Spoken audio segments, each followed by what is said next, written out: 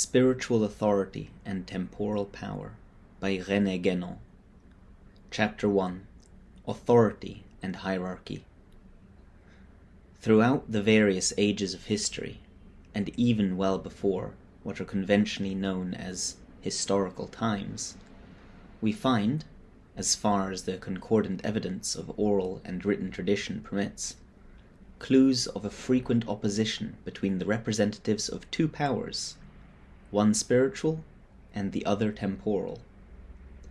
This opposition can be discerned despite the special forms sometimes assumed by these powers in adapting to different circumstances of time and place.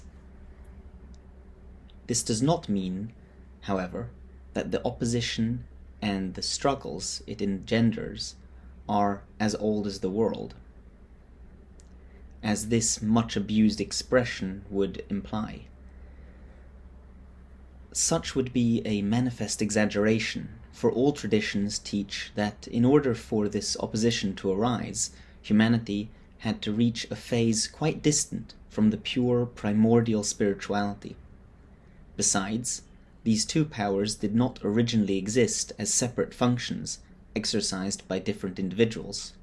On the contrary, they were two indivisible aspects of the common principle from which they both proceeded, linked indissolubly in the unity of a synthesis that was at once superior and anterior to their distinction. Hindu doctrine expresses exactly this when it teaches that in the beginning there was only one caste. The name Hamsa, given to this single primordial caste, indicates spiritually a very high degree which, though quite exceptional today, was originally common to all men, and possessed by them as it were spontaneously. This high degree of spirituality lied beyond the four castes that were subsequently established, and among which the different social functions were distributed. The principle of the institution of castes, so completely misunderstood by Westerners, is nothing else but the differing natures of human individuals. It establishes among them a hierarchy, the incomprehension of which only brings disorder and confusion, and it is precisely this incomprehension that is implied in the egalitarian theory so dear to the modern world, a theory contrary to all established facts and belied even by simple observation, since equality is really nowhere to be found. But this is not the place to enlarge on a point we have already treated elsewhere. The words used to designate caste in India signify nothing but individual nature, implying all the characteristics attached to the specific human nature that differentiate individuals from each other. And it should immediately be added that heredity plays only a partial role in the determination of these characteristics. For were it otherwise, all the individuals of a family would be identical. Thus, caste is not in principle strictly hereditary, even though it has frequently become so in fact and in practice. Besides, since there cannot be two individuals identical and equal in all in all respects, there are inevitably some differences among those belonging to the same caste. But just as there are more common characteristics among beings of the same species than among beings of different species, so also are there more common characteristics given within a given species amongst individuals belonging to the same caste than there are among those of different castes. One could say, then, that the distinction between caste in the human species constitutes a veritable natural classification to which the distribution of social functions necessarily corresponds. In effect, each man, by reason of his proper nature, is suited to carry out certain definite functions to the exclusion of all others. And in a society established on a regular traditional basis, these aptitudes must be determined according to precise rules, so that, by the correspondence of the various functions with the principal categories in the classification of individual natures, each finds his proper place, barring exceptions due to errors of application which, although possible, are reduced to a minimum, and thus the social order exactly expresses the hierarchical relationships that result from the nature of the beings themselves. This, in brief, is the fundamental reason for the existence of castes, and one must at least be acquainted with these essential notions in order to understand the allusions we shall have to make in the course of this study, whether to the constitution of caste such as it exists in India, or to analogous institutions found elsewhere, for it is evident that the same principle, albeit with varying modes of application, have presided over the organization of all civilizations possessing a truly traditional character. In short, caste distinction, along with the differentiation of social functions which corresponds to it, results from a rupture of the primordial unity. Only then do the spiritual power and the temporal power appear separate from one another. The distinct exercise of these two powers in turn constitutes the respective functions of the first two castes, the Brahmins and the Kshatriyas. Moreover, between these two powers, as more generally among the social functions thereafter attributed to different groups of individuals, there must originally have been a perfect harmony by which the original unity was maintained, at least to the degree that the condition of humanity in its new phase would allow. For in essence, harmony is simply a reflection or image of true unity. It was only at a later stage of development that this distinction was to be transformed into opposition and rivalry, destroying the original harmony and so making way for a struggle between the two powers, while the inferior functions in their turn laid claim to supremacy, resulting finally in total confusion, negation, and the overthrow of all hierarchy. The general conception just outlined conforms to the traditional doctrine of the four successive ages into which the history of terrestrial humanity is divided. This doctrine is found not only in India, but also in the ancient West, particularly amongst Greeks and Romans. These four ages are the different phases humanity traverses as it moves away from the principle and so away from primordial unity and spirituality. They are like stages in a kind of progressive materialization that is necessarily inherent in the development of the entire cycle of manifestation, as we have explained elsewhere. It is only in the last of these four ages, known as the Kali Yuga, or Dark Age in the Hindu tradition, and corresponding to the present era, that the subversion of the normal order can occur, and the temporal power for the first time can prevail over spiritual authority. However, the first manifestation of the revolt of the Kshatriyas against the authority of the Brahmins lie much further back than the beginning of this age, a beginning that is itself far earlier than anything known to ordinary or profane history.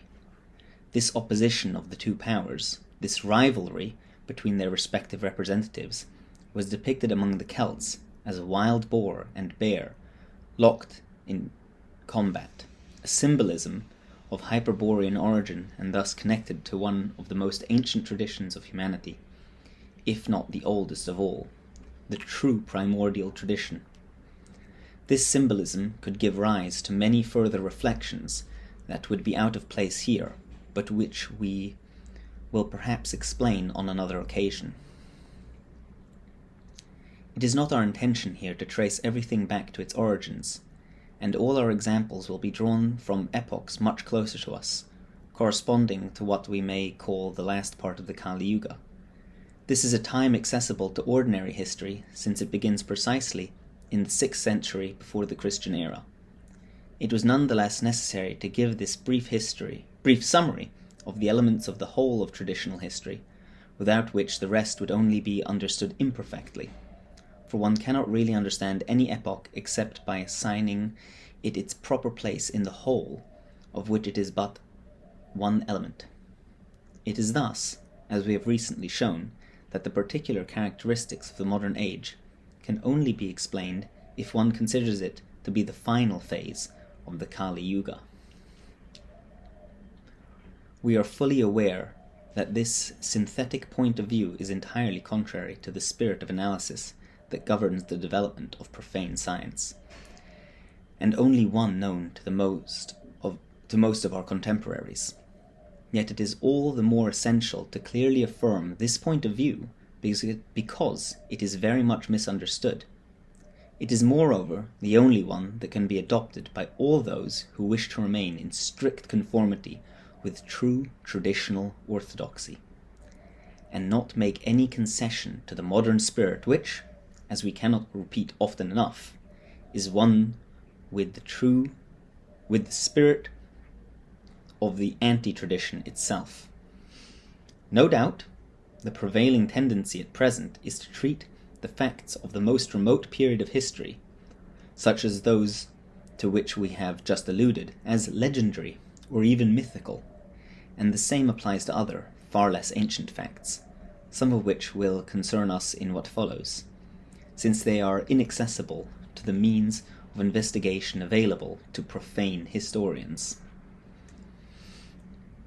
Those who might think in this way, by virtue of habits acquired through an education that today more often than not produces real mental deformity, should, if they have retained some degree of understanding, be able to at least take these facts simply as their symbolic value, a value which for us does not diminish in any way their own reality as historical facts. After all, the symbolic value is what matters most, for it confers on them a superior meaning of a much profounder order than they can have in themselves. But this point requires further explanation. All that is, in whatever mode it may be, necessarily participates in universal principles, and nothing exists except by participation in these principles, which are the eternal and immutable essences contained in the permanent actuality of the divine intellect. Consequently, one can say that all things, however contingent they may be in themselves, express or represent these principles in their own manner and according to their own order of existence, for otherwise they would only be a pure nothingness. All things, in every order of existence, are connected and correspond to one another so as to contribute to universal and total harmony. For harmony, as we have already said, is nothing other than the reflection of principal unity in the multiplicity of the manifested world, and it is this correspondence that is the true foundation of symbolism. This is why the laws of an inferior domain can always be taken as symbols for realities of that superior order which is their ground, and which is both their principle and end, and we note in passing the error of modern naturalistic interpretations of the ancient traditional doctrines, which purely and simply invert the hierarchy of relationships between the different orders of reality. Let us cite here as an example, just one of today's most prevalent theories. Contrary to the naturalistic point of view, symbols or myths have never played the role of representing the movement of stars, although it is true that one often finds in myths images inspired by them. These images are meant to explain analogically something altogether different, because the laws of this movement translate physically the metaphysical principles on which they depend. It is on this that the true astrology of the ancients rested. The inferior may symbolize the superior, but the inverse is impossible. Besides, if the symbol were further removed from the sensible order than that which it represents, rather than being closer, how could it carry out its destined function? which is to render the truth more accessible to man by furnishing a support to his understanding. It is obvious, on the other hand, that the use of astronomical symbolism, to take the same example, does not prevent astronomical phenomena from existing as such, nor does it deny them all the reality they have in their own order. And it is exactly the same in the case of historical facts, which, like any facts, express higher truths in their own way and conform to the law of correspondence we have mentioned. While these facts have a real existence, they are at the same time always symbolic, and from our point of view, they are much more worthy of interest as symbols than as facts. It could not be otherwise, since we intend to relate everything to its principles, and it is precisely this which, as we have explained elsewhere, essentially distinguishes sacred science from profane science. We insist on this point. If we insist on this point, it is in order to avoid confusion. One must put each thing in its proper place, and history properly understood also has its place in integral knowledge, although it has no value in this respect except insofar as it enables us to find a point of support in the very contingencies that constitute its immediate object, from which to raise ourselves above these same contingencies. As for the point of view of profane history, which clings exclusively to facts without going beyond them, it is of no interest in our eyes, like all else that belongs to the field of mere erudition. It is then not at all as an historian, taking the term in the later sense, that we consider the facts, and this is what allows us to ignore certain critical prejudices particularly dear to our age. It does seem, moreover, that the exclusive use of certain methods may have been imposed on modern historians solely to prevent them from seeing clearly in matters that were not to be broached, for the simple reason that they might have led to conclusions contrary to materialistic tendencies that official teaching has made its mission to uphold. It goes without saying that for our part we do not feel obliged at all to maintain this reverse. This having been said, we think that the subject of our study can now be approached directly without tarrying further over these preliminary observations, which were meant only to define as clearly as possible the spirit in which we write, and also the spirit in which this study should be read if one really wishes to understand its meaning. Chapter 2. Functions of Priesthood and Royalty. The opposition between the spiritual and temporal powers is found in one form or another among almost all peoples. This is not surprising, since it corresponds to a general law of human history, relating moreover to the system of cyclical laws that we have frequently alluded to throughout our works. In the most ancient periods, this opposition is usually found in traditional accounts expressed in symbolic forms, as in the case of Celts mentioned above. But it is not this aspect of the question that we propose especially to develop here. For the moment, we shall restrict ourselves to two historical examples, one taken from the East and the other from the West. In India, the antagonism between spiritual and temporal is found in the form of a rivalry between the Brahmins and the Kshatriyas, about which we shall recall some episodes presently. In medieval Europe, it appears especially in the so-called dispute between the priesthood and the empire, even though it had other more particular aspects that were equally characteristic, as we shall see in what follows. It is only too easy to point out that the same struggle continues to this day, although due to the disorder of the modern world and the mingling of castes, it is complicated by heterogeneous elements that may sometimes conceal it from the notice of a superficial observer. It is not that anyone has contested, at least generally speaking, and notwithstanding certain extreme cases, the fact that each of these two powers, which we can call sacerdotal power and royal power, for such are their true traditional names, had its own purpose and its own domain, in the final analysis, the dispute usually bears only on the question of the hierarchical relationships that should exist between them. It is a question of a struggle for supremacy, a struggle invariably arising in the same manner. Having first been subject to the spiritual authority, warriors, the holders of the temporal power, revolt against this authority and declare themselves independent of all superior power, even trying to subordinate to themselves the spiritual authority that they had originally recognized as a source of their own power, and finally seeking to turn the spiritual authority to the service of their own domination. This alone should suffice to show that in such a revolt there must be a reversal of normal relationships.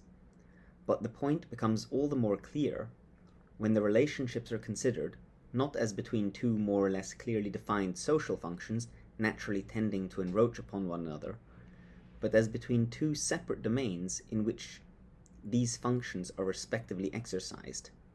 It is in fact the relationships between these domains that must logically determine those between the corresponding powers.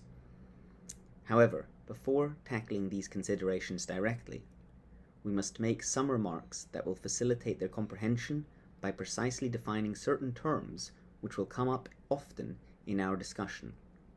This is all the more necessary in view of the fact that in current usage these terms have taken on quite vague meanings, sometimes far removed from the original ones. First of all, if we speak of two powers, and if we do so in cases where it becomes necessary for various reasons to maintain a certain external symmetry between them, we prefer to use the word authority rather than the word power.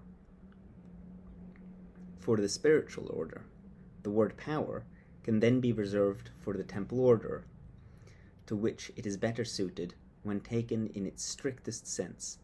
In fact, the word power almost inevitably evokes the idea of strength or force, and above all the idea of a material force, a force which manifests itself visibly and outwardly and affirms itself by the use of external means.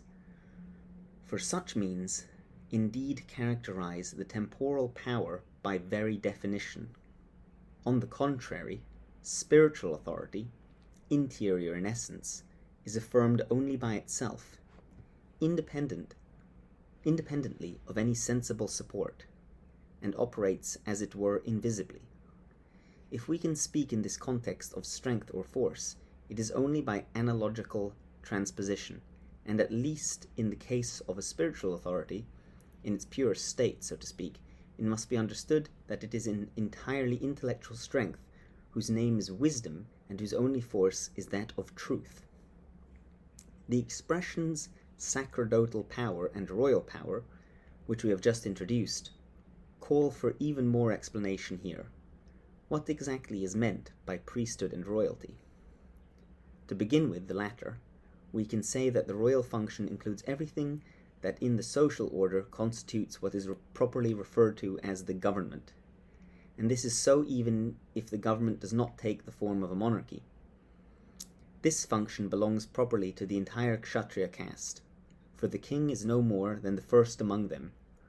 It is in a way twofold, administrative and judicial on the one hand, and military on the other.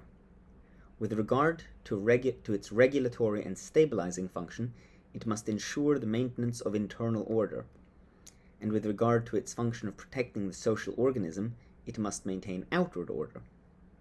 These two constituent elements of the royal power are symbolized in diverse traditions respectively by the scales and the sword. We see from this that royal power is indeed synonymous with temporal power, even when this latter is taken in its broadest sense. But the much more restricted idea that the modern West has of royalty can prevent this equivalence from being perceived immediately, and for this reason it was necessary to formulate this definition now so that we might not lose sight of it in what follows. As for the priesthood, its essential function is the conservation and transmission of the traditional doctrine, in which every regular social organization finds its fundamental principles. This function is, moreover, obviously independent of all the special forms the doctrine may take in adapting to the particular conditions of any given era, for these forms do not in any way affect the substance of that doctrine, which remains everywhere and at all times identical and immutable, provided the traditions involved are authentically orthodox.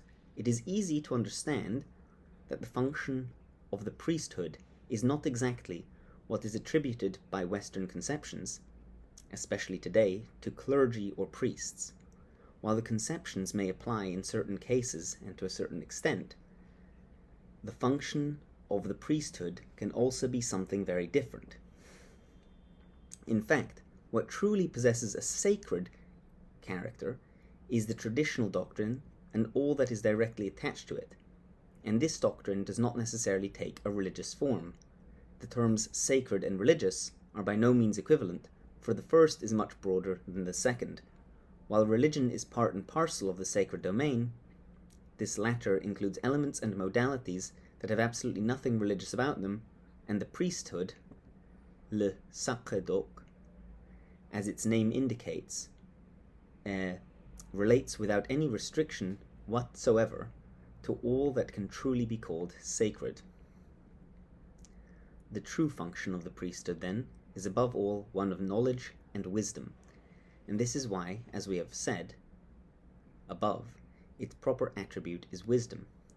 It is of course true that certain other more outward functions, such as the performance of rites, equally belong to it, because they require doctrinal knowledge, at least in principle, and participate in the sacred character inherent to it. But these functions are only secondary, contingent, and in a way accidental. If in the Western world the accessory seems here to have become the principal, if not the only function, this is because the real nature of the priesthood has become almost completely forgotten, this being one of the effects of modern deviation, which negates all intellectuality. We think it almost superfluous to recall here that this word is always taken in the sense of pure intelligence and supra-formal knowledge. And if this deviation has not been able to make all doctrinal teaching disappear, it has at least minimized it and relegated it to the background.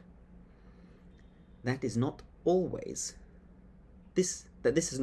been so is proved by the very word clergy, for the word clerk originally signified scholar as opposed to layman, which designates a man of the people, that is, of the vulgar, who is to be classed among the ignorant or the profane, and whose only recourse is to believe whatever he cannot understand, this being the only way for him to participate in the tradition to the extent that his possibilities allow. It is curious to note that those who today take pride in calling themselves laymen, as well as those who take pleasure in calling themselves agnostics, they are indeed often the same people, do nothing but boast of their own ignorance, and for them to fail to realize that such is the meaning of the labels they attach to themselves, their ignorance must indeed be great and truly irremediable.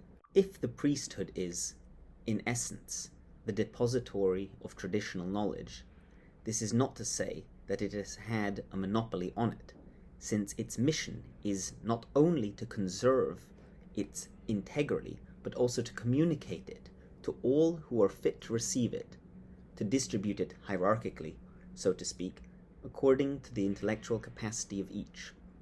All knowledge of this order thus has its source in sacerdotal teaching, which is the instrument of its regular transmission. What appears to be reserved especially to the priesthood, because of its character of pure intellectuality, is the superior part of the doctrine, that is, the knowledge of the principles themselves, whereas the development of certain applications is more suitable for the aptitudes of other men whose own functions put them in direct and constant contact with the manifested world, that is, with the sphere to which these applications relate. That is why we see in India, for example, that certain secondary branches of the doctrine are studied more especially by the Kshatriyas, whereas the Brahmins attach only a relative importance to them, their attention being constantly fixed on the order of the transcendent and immutable principles of which all the rest constitute but accidental consequences. Or, to look at it from the other direction, the attention of the Brahmins is fixed solely on the highest goal, in relation to which all the rest is nothing but a contingent and subordinate means. There are even traditional books specifically intended for the use of the Kshatriyas because they present doctrinal aspects adapted to their own nature, and also traditional sciences especially suited to them, whereas pure metaphysics is the prerogative of the Brahmins. All this is perfectly legitimate, for these applications or adaptations are also a part of sacred knowledge viewed in its integrality, and besides, even though the sacerdotal caste does not take a direct interest in them on their own account, these applications or adaptations are nevertheless its work, since it alone is qualified to control their perfect conformity with principles. Yet it may happen that when they revolt against spiritual authority, the Kshatriyas fail to recognize the relative and subordinate character of that knowledge, considering it their own property and denying that they received it from the Brahmins, and finally going so far as to proclaim it superior to the knowledge that is the exclusive possession of the latter. The outcome of this is the reversal of the normal relationships between principles and their applications, or even, in the most extreme cases, the pure and simple negation of all transcendent principles. In all such cases, we have the substitution of the physical for the metaphysical, taking these words in their strict etymological sense, and in other words, what can be called naturalism, as we shall see better in what follows. From this distinction in sacred or traditional knowledge between the two orders broadly designated as principles and applications, or the metaphysical and the physical orders, as we have just said, was derived the distinction in the ancient mysteries of both East and West between what were called the great mysteries and the lesser mysteries, the latter comprising essentially knowledge of nature and the former knowledge of what is beyond nature. This same distinction corresponds precisely to that between sacerdotal initiation and royal initiation. In other words, the knowledge taught in these two mysteries was regarded as necessary to the exercise of the respective functions of Brahmins and Kshatriyas, or the equivalence of these two castes in the institutions of other peoples. But it goes without saying that it was the priesthood that, by virtue of its teaching function, conferred both initiations and thus assured the effective legitimacy not only of its own members, but also of those of the caste to which the temporal power belonged, it being from this that the divine right of kings derives, as we shall see later. This is because possession of the great mysteries implies necessarily and a fortiori possession of the lesser mysteries, for every consequence and every application is contained in the principle from which it proceeds, the superior function eminently comprising the possibilities of the inferior function.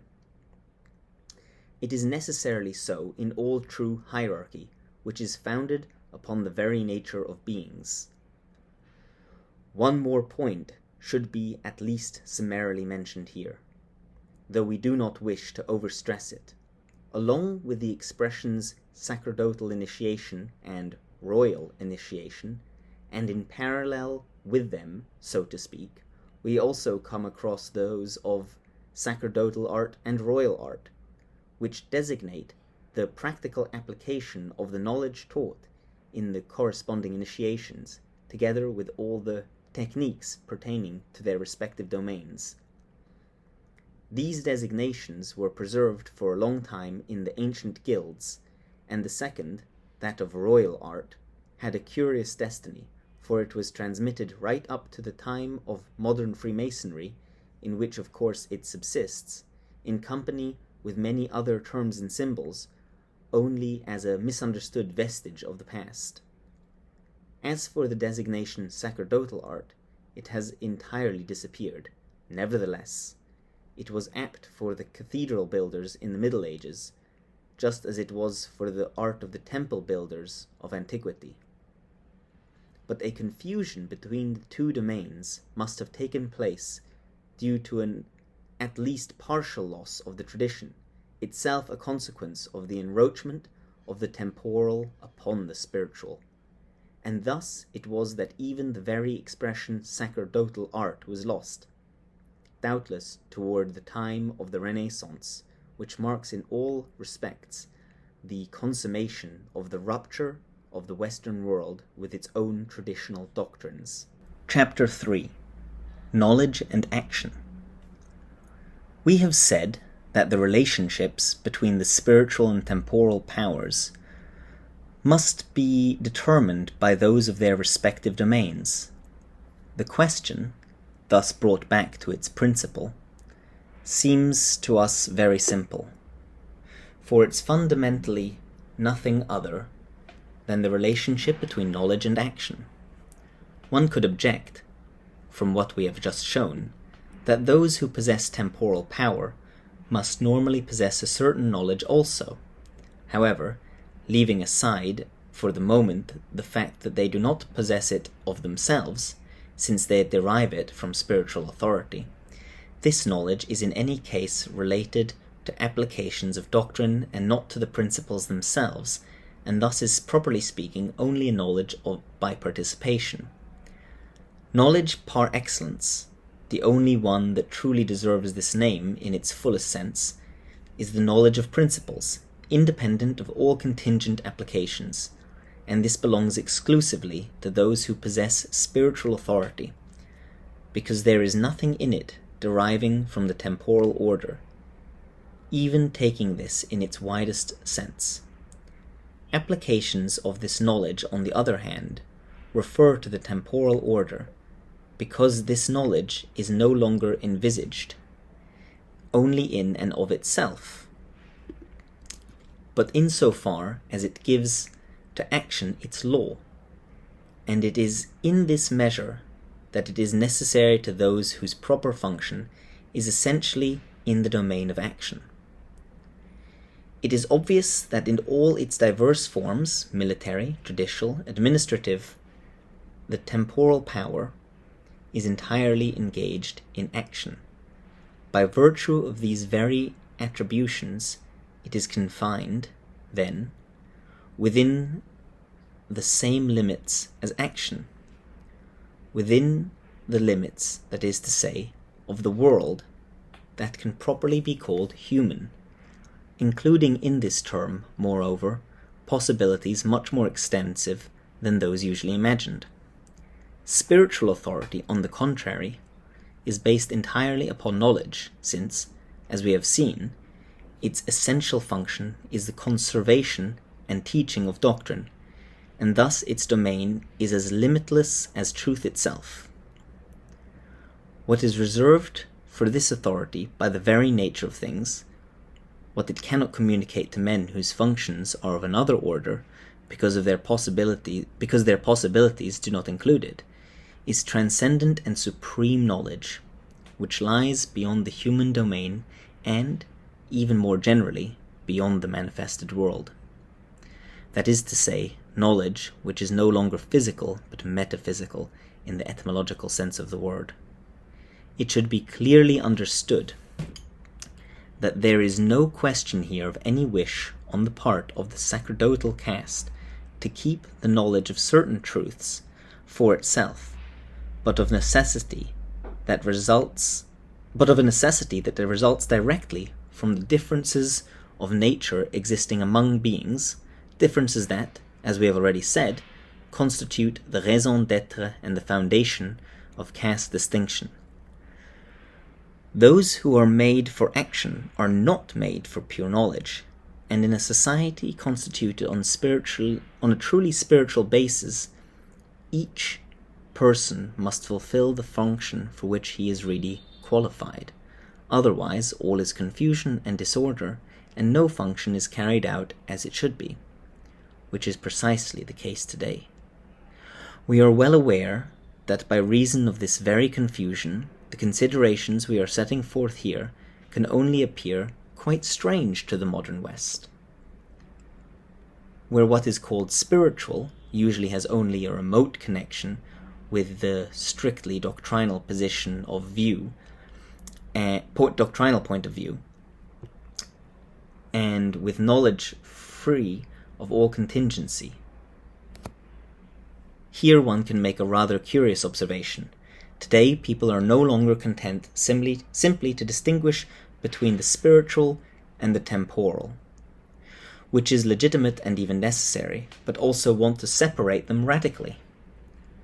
Nevertheless, it happens that the two orders have never been as mixed together as they are at present, and that, above all, temporal preoccupations have never so affected what ought to be absolutely independent of them. This is doubtlessly inevitable by reason of the very condition of our epoch, which we have described elsewhere. In order to avoid all false interpretations, we should therefore state clearly that what we say here concerns only what we have called spiritual authority in its purest sense, in its purest state, of which we should be wary of looking around for examples. If one wishes, this may be thought of as a theoretical type, an ideal, so to speak, although in truth this way of considering things is not entirely our own. We do recognize that in historical applications it is always necessary to take contingencies into account, at least to a certain extent, but even while doing so, we have to take the civilization of the West for what it is, a deviation and an anomaly that can be explained by the fact that it corresponds to the last phase of the Kali Yuga. But let us return to the relationship between knowledge and action. We have already had occasion to treat this question to a certain extent, and consequently, we shall not repeat all that was said at that time. It is indispensable, however, at least to recall the most essential points. We consider the antithesis of East and West in the present state of things to amount to this. The East maintains the superiority of knowledge over action, where the modern West affirms, on the contrary, the superiority of action over knowledge, when it does not go so far as to deny knowledge completely. We refer here only to the modern West, since things are quite otherwise in antiquity and in the Middle Ages. All traditional doctrines, whether Eastern or Western, are unanimous in affirming the superiority and even the transcendence of knowledge in relation to action, in reference to which, in a way, which plays the role of Aristotle's unmoved mover. Which of course does not mean that action has no legitimate place and importance within its own order. But this order is only that of human contingencies. Change would be impossible without a principle from which it proceeds, and which, by the very fact that it is the principle of change, cannot itself be subject to change, thus being necessarily unmoved and at the center of the wheel of things. In the same way, action, which belongs to the world of change, cannot have its principle in itself, since it derives its reality from a principle that lies beyond its domain and that can only be found in knowledge. Indeed, knowledge alone enables one to leave behind the world of change or becoming, and its inherent limitations, and when it attains the immutable, as is the case in principle or metaphysical knowledge, which is knowledge par excellence, it itself possesses immutability, for all true knowledge is essentially identification with its object. But the very fact that it implies possession of this knowledge, the spiritual authority also possesses immutability. The temporal power, on the contrary, is subject to all the vicissitudes of the contingency and the transitory, unless a higher principle communicates to it, in a measure compatible with its nature and character, the stability it cannot have on its own. This principle can only be that represented by spiritual authority. In order to subsist, then, temporal power needs a consecration that comes from spiritual authority. It is this consecration that confers upon it legitimacy, that is to say, conformity with the very order of things. Such was the raison d'être of the royal initiation, as we explained in the preceding chapter, and it is in this that the divine right of kings properly consists, what the Far Eastern tradition calls the mandate of heaven, the exercise of temporal power by virtue of a delegation of spiritual power, to which the power eminently belongs, as we explained earlier. All action that does not proceed from knowledge is lacking in principle, and thus is nothing but a vain agitation.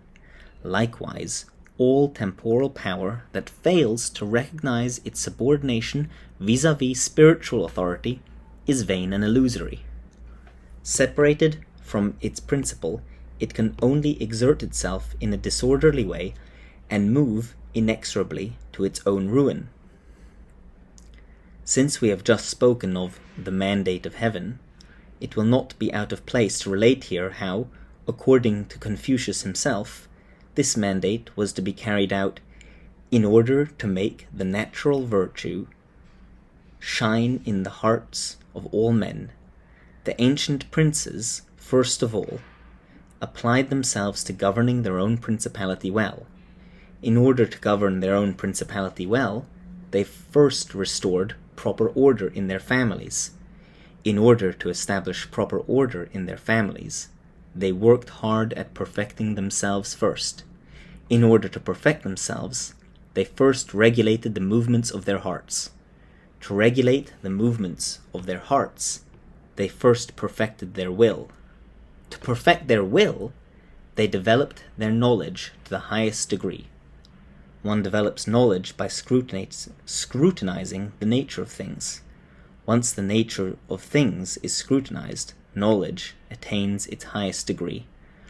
Knowledge, having arrived at its highest degree, will become perfect. Will becomes perfect, rather. Will being perfect, the movements of the heart are controlled. The movements of the heart having been controlled, every man is free of faults. After having corrected oneself, one establishes order in the family. With order reigning in the family, the principality is well governed. With the principality being well governed, the empire soon enjoys peace. One must admit that this is a conception of the role of the sovereign that differs singularly from what this role is imagined to be in the modern West, making it all the more difficult to put into practice, although also giving it an altogether different significance. And one can note in particular that knowledge is indicated explicitly as the primary condition for the establishment of order even in the temporal domain. It is easy now to understand that the reversal of the relationships between knowledge and action in a civilization is a consequence of the usurpation of supremacy by the temporal order. This power must in fact claim that there is no domain superior to its own, which is precisely that of action. If matters stopped here, however, we would still not have reached our present impasse, where knowledge is denied any value. For this to take place, the Kshatriyas themselves had to be deprived of their power by the lower castes. Indeed, as we observed earlier, even when the Kshatriyas rebelled, they still had a tendency to affirm a truncated doctrine, one falsified by ignorance or denial of all that goes beyond the physical order, but one within which there still remains certain real knowledge, however inferior. They made a pretense of passing off this incomplete and irregular doctrine as the expression of genuine tradition, an attitude, condemnable though it may be as regards the truth, not altogether devoid of certain grandeur. Besides, do not terms such as nobility, heroism, and honor designate in their original acceptations qualities that are essentially inherent to the nature of the Kshatriyas? On the other hand, when the elements corresponding to the social functions of an inferior order come to dominate, in their turn, all traditional doctrine, even if mutilated or altered, disappears entirely. There subsists not even the slightest vestige of sacred science, so that the reign of profane knowledge is ushered in, the reign, that is, of ignorance pretending to be science, and taking pleasure in its nothingness, all of which can be summed up in a few words. The supremacy of the Brahmins maintains doctrinal orthodoxy, the revolt of the Kshatriyas leads to heterodoxy, but with the domination of the lower castes comes intellectual night, and this is what in our day has become of a West that threatens to spread its own darkness over the entire world. Some will perhaps reproach us for speaking as if castes existed everywhere, and for improperly extending to all social organizations designations that properly fit only India. Since these latter essentially point to functions necessarily found in every society, we do not think that this extension is unwarranted. It is true that caste is not just a function, it is also and above all that which, in the nature of individuals, fits them to exercise this or that function in preference to any other. But these differences of nature and aptitude also exist everywhere there are men.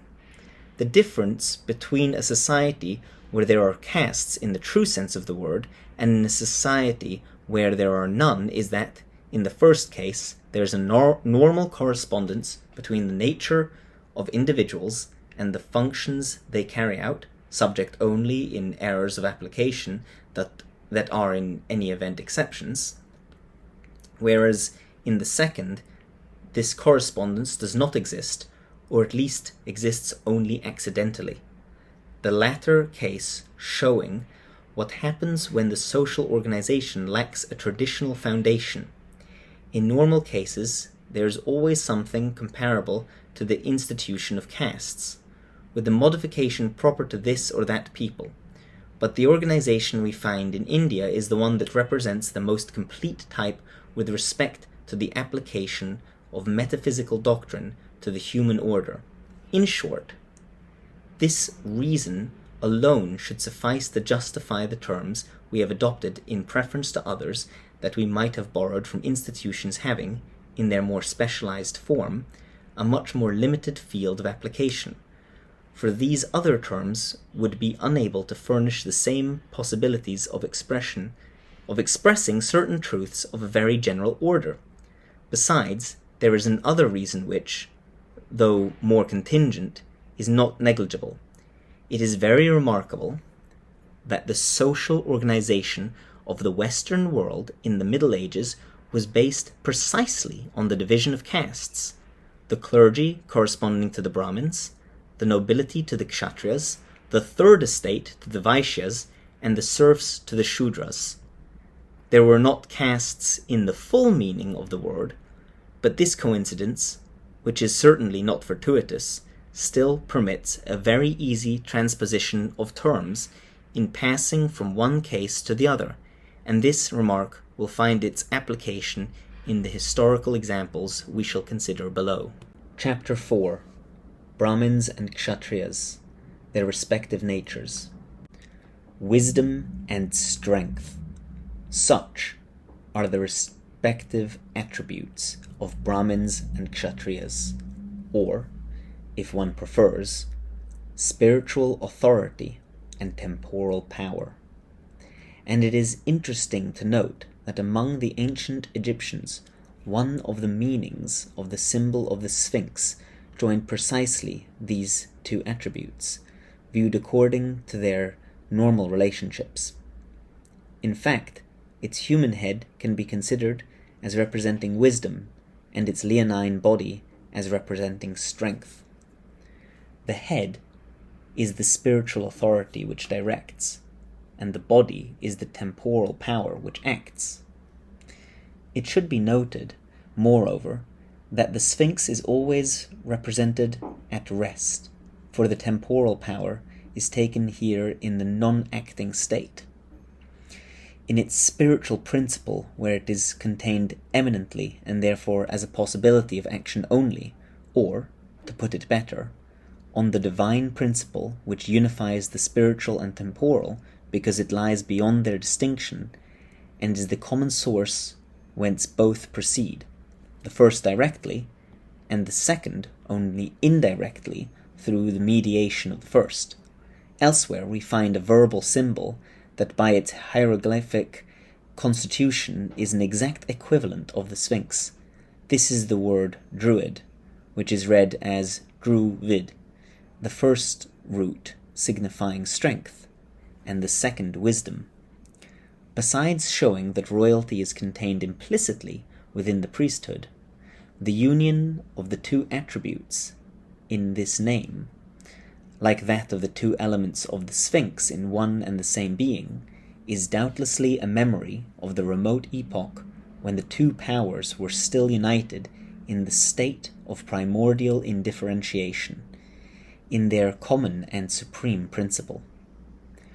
We have already dedicated a special study to this supreme principle of the two powers, in which we indicated how this principle, at first visible, became invisible and hidden, and retreated from the external world, in proportion as the latter moved away from its primordial state, which was to lead invariably to an apparent sundering of the two powers.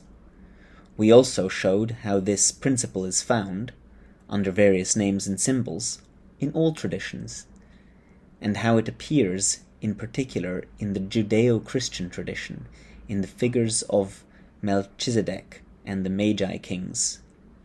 Here we will simply recall that in Christianity, recognition of this unique principle still subsists, at least theoretically, and this is confirmed by the affirmation of the two functions of priesthood and royalty as inseparable in the person of Christ. From a certain point of view, when these two functions are related in this way to their principle, they can also be envisaged as complementary. In this case, although the second has its immediate principle in the first, there is a kind of correlation between the two in their very distinction. In other words, from the moment the priesthood does not hold the regular, effective exercise of royalty, the respective representatives of priesthood and royalty must then derive their power from a common source that is beyond caste. The hierarchical difference between them lies in the fact that the priesthood receives its power directly from this source, with which it is in immediate contact by its very nature, whereas royalty, owing to the more external and strictly worldly character of its function, can receive its power only through the intermediary of the priesthood. Indeed, the latter truly plays the role of mediator between heaven and earth, and it is not without reason that in the Western tradition the priesthood, in all its plenitude, received the symbolic name of pontificate. For, as Saint Bernard says, the pontiff, as indicated by the etymology of his name, is a kind of bridge, pont, between God and man. If one then wishes to go back to the primal origin of the priestly and royal powers, one must look at the celestial world. This can be understood, moreover, both literally and symbolically. But to develop this question would exceed the scope of our present study, and if we have nonetheless provided the brief sketch, it is because we will not be able to avoid referring to this common source of the two powers in what follows. Returning to the starting point of this digression, it is obvious that the attributes of wisdom and strength relate to knowledge and action respectively. In India, on the other hand, it is still said in connection with this same point of view that the Brahmin is the type of stable being and the Kshatriya is the type of changing beings. In other words, in the social order, which is moreover in perfect correspondence with the cosmic order, the first represents the immutable element and the second the mutable element. Here again, the immutability in question is that of knowledge, which is figured by the immobile posture of a man in meditation. For its part, mobility is inherent to action by reason of its transitory and temporary character. Finally, the proper nature of the Brahmin and the Kshatriya are distinguished fundamentally by the predominance of different gunas. As we have explained elsewhere, the Hindu doctrine envisages 3 gunas, which are the constituent qualities of being in all their states of manifestation. Sattva, conformity to the pure essence of a universal being, which is identified with intelligible light or knowledge and presented as an ascending tendency. Rajas, the expansive impulse by which the being develops within a certain state and, so to speak, at a determined level of existence. And lastly, tamas, obscurity, assimilated to ignorance and represented as a descending tendency. In the primordial indifferentiation, the gunas are in perfect equilibrium, and all manifestation represents a rupture of the equilibrium. These 3 elements are present in all beings, but in varying proportions that determine their respective tendencies. In the nature of the Brahmin, it is sattva that predominates, orienting him towards the suprahuman state, and in the nature of the Kshatriyas, it is rajas, which tends to the realization of the possibilities contained in the human state. To the predominance of sattva corresponds that of intellectuality, and to the predominance of rajas that of what, for lack of a better term, might be called sentiment. And this is another justification of what we were saying earlier. The Kshatriya is not made for pure knowledge. The path suitable for the Kshatriya is what could be called devotional, if one takes the liberty of using such a word to render, albeit imperfectly, the Sanskrit term bhakti, that is to say, the path that takes as its point of departure an element of an emotive order. And although this path is found outside of strictly religious forms, the role of the emotive element is nowhere so developed as here, where it colors the expression of the entire doctrine with a special tinge. This last remark allows us to understand the true raison d'être of these religious forms. They are especially suitable for races whose aptitudes are, generally speaking, directed above all toward action. Those races, that is, which are envisaged collectively, exhibit a preponderance of the rajasic element that characterizes the nature of the Kshatriyas. This is the situation we find in the Western world, which is why, as we have explained elsewhere, it is said in India that if the West were to return to a normal state and acquire a regular social organization, many Kshatriyas would be found there, but few Brahmins. And this also explains why religion, understood in its strictest sense, is properly Western, and also why there does not seem to be a pure spiritual authority in the West, or at least any that asserts itself outwardly as such with the characteristics we have just described. Nevertheless, adaptation to a religious form, like the establishment of any other traditional form, is the responsibility of a true spiritual authority in the fullest sense of the term, and this authority, which then takes on a religious appearance, can at the same time also remain something else in itself so long as there are true Brahmins at its heart, by which we mean an intellectual elite that remains aware of what lies beyond all particular forms, that is to say, the profound essence of the tradition.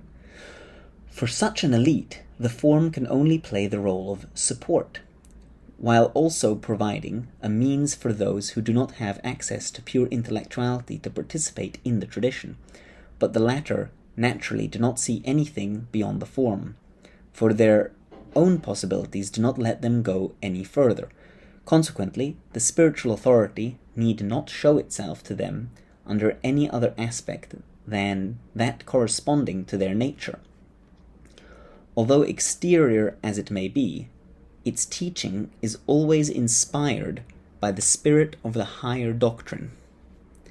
But it may happen that, once this adaptation is made, those who are the depositories of that traditional form subsequently find themselves confined to this adaptation, having lost effective consciousness of what lies beyond it.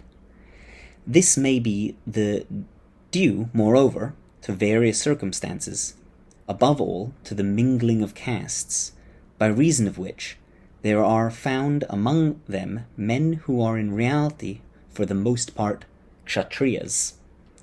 From this it is easy to understand that such a case is possible principally in the West, all the more in that the religious form that particularly lends itself to this, the combination of intellectual and sentimental elements that characterizes this form, actually creates a kind of mixed domain where knowledge is envisaged less in itself than in its application to action.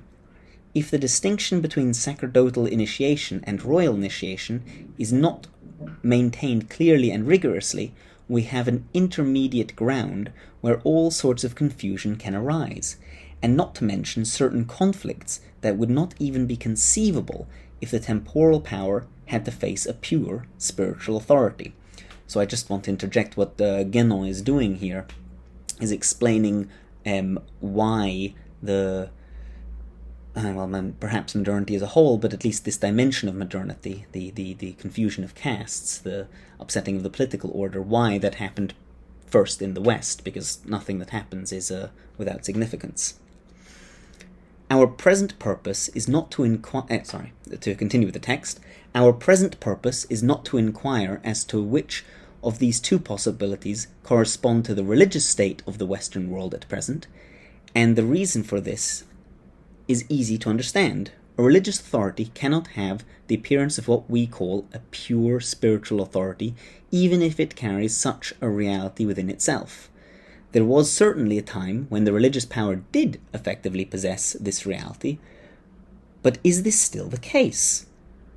This would be all the more difficult to determine, because when the true intellectuality has been lost as completely as it has in modern times, it is natural that the superior and interior part of the tradition should become more and more hidden and inaccessible, since those who are capable of understanding it are no more than a tiny minority.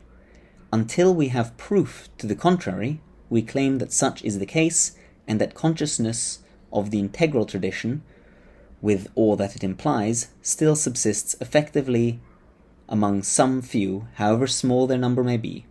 Besides, even if this consciousness had entirely disappeared, the fact remains that by the mere conservation of the letter and its protection from any alteration, every regularly constituted traditional form always maintains the possibility of its own restoration, which will one day take place if among its representatives there are those who possess the requisite intellectual aptitudes. Now I'd also interject that I believe Guénon came to depart from this view and in any case, I don't believe such a restoration is possible. Continuing with the text. In any case, even if by some means we had more precise information on this subject, we would not be obliged to state it publicly unless we were led to do so by exceptional circumstances. And the reason is this: an authority that is only religious is nevertheless, even in the most favorable cases, still a relative spiritual authority. We mean that, without being a fully effective spiritual authority, it nonetheless bears this within itself from the beginning as a virtuality, and from this very fact it can always carry out this function externally. It thus legitimately plays this role vis-à-vis the temporal power, and it must be truly considered as such in its relations with the latter. Those who have understood our point of view will realize without difficulty that in the case of a conflict between a spiritual authority, whatever it may be, even a relative one, and a purely temporal power, we must in principle always take the side of the spiritual authority. We say in principle, for it must be clearly understood that we have not the slightest intention of actively intervening in such conflicts, nor above all taking any part whatever in the quarrels of the Western world, for this could never be our role.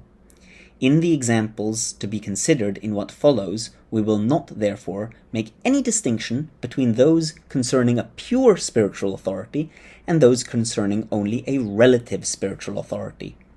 In every case, we shall consider as a spiritual authority that which fulfills this function socially.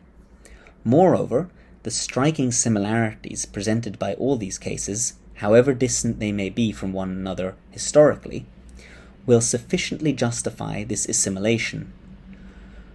We would only have to make a distinction if the question of the effective possession of pure intellectuality happened to arise, and this question does not, in fact, arise here. Similarly, we would not have to demarcate the exact boundary, so to speak, of an authority that is exclusively attached to a particular traditional form, except in cases where it claimed to surpass these limits, and such cases do not figure among those we shall examine. On this last point, we shall recall what we said earlier.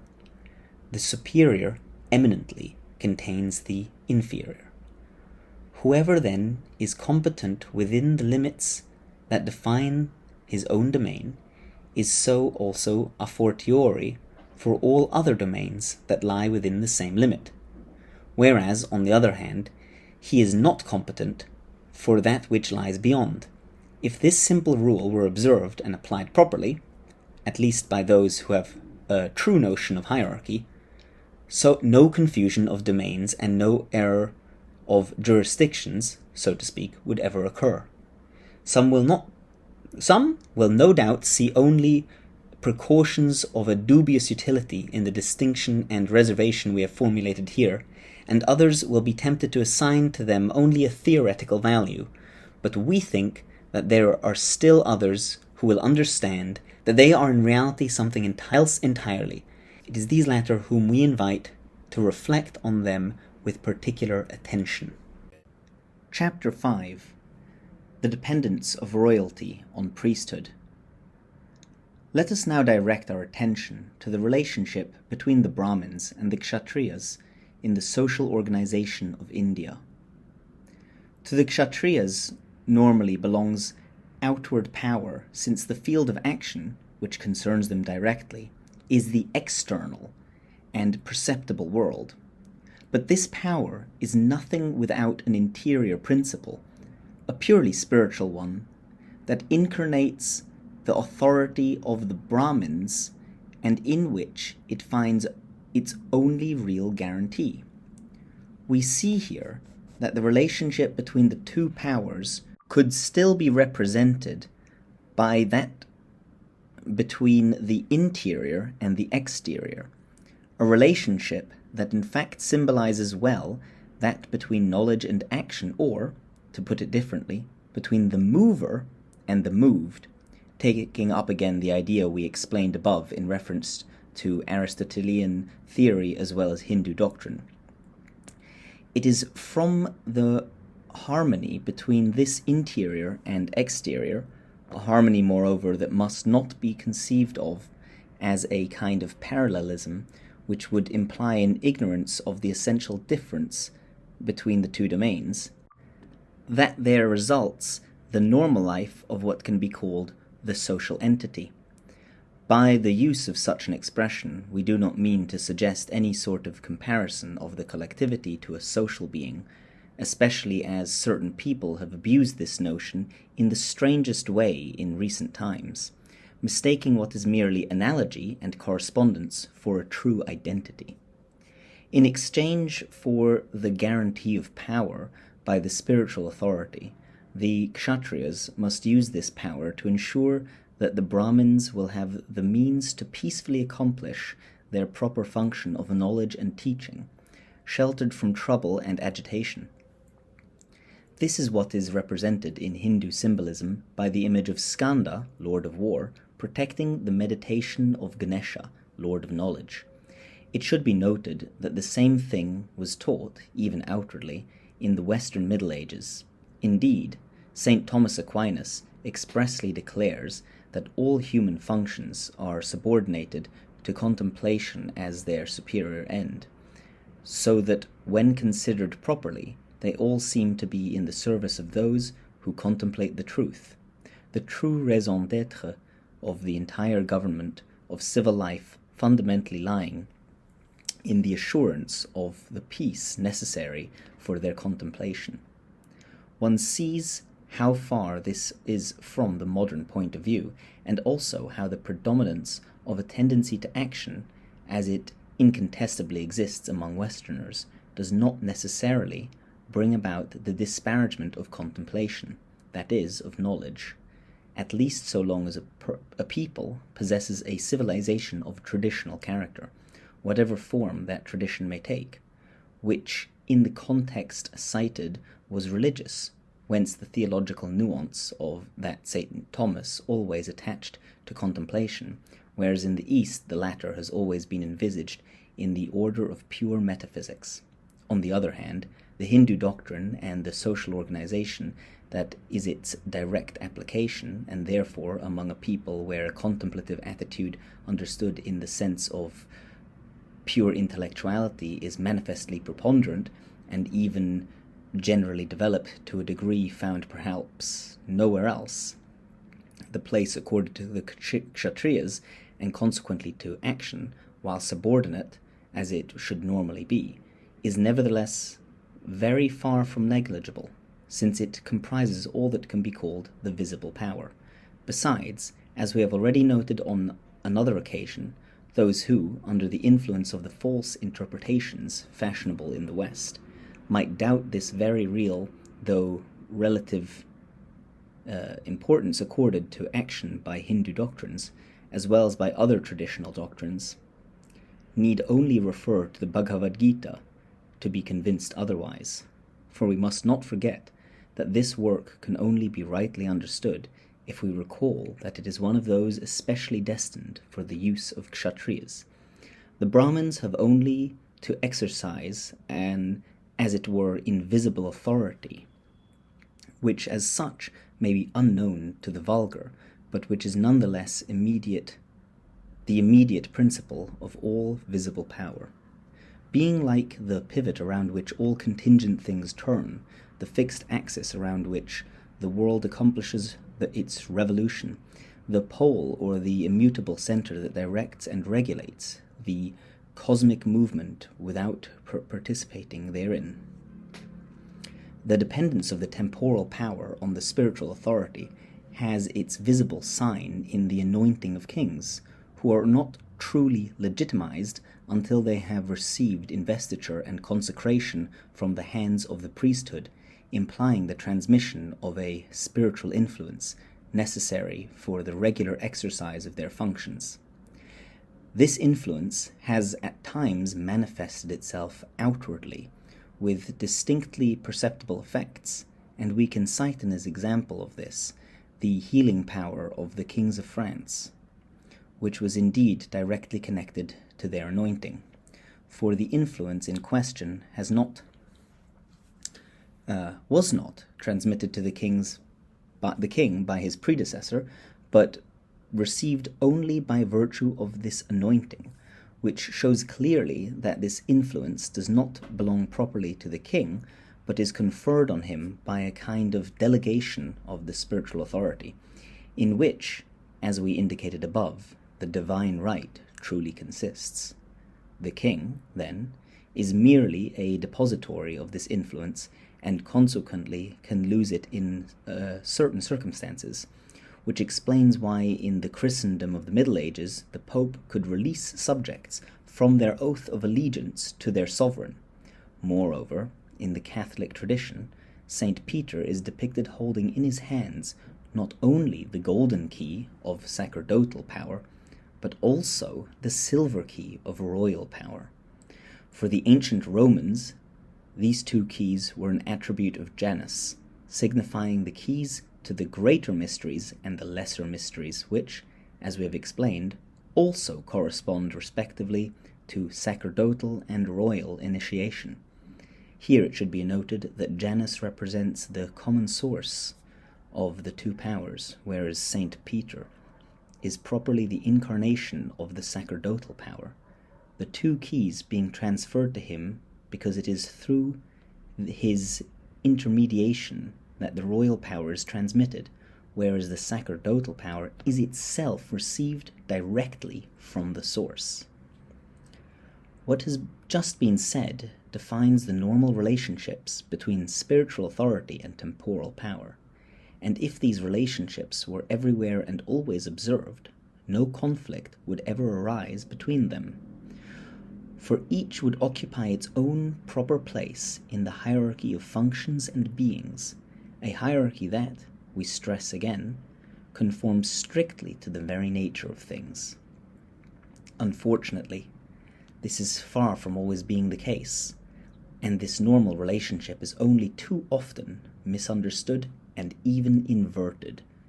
Here it is first of all important to note that it is already a grave error simply to consider the spiritual and the temporal as two correlative or complementary terms, and to lose sight of the fact that the latter finds its principle in the former.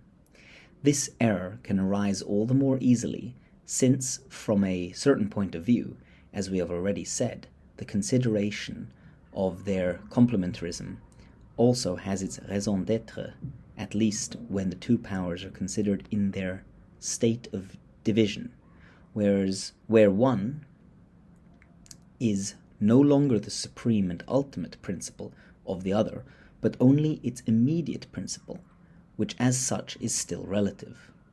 As we have explained elsewhere, regarding knowledge and action, this complementarity is not false, but only insufficient, for it corresponds to a still exterior point of view, as indeed does the very division of these two powers, made necessary by a state of the world in which the unique and supreme power is no longer within the reach of ordinary humanity.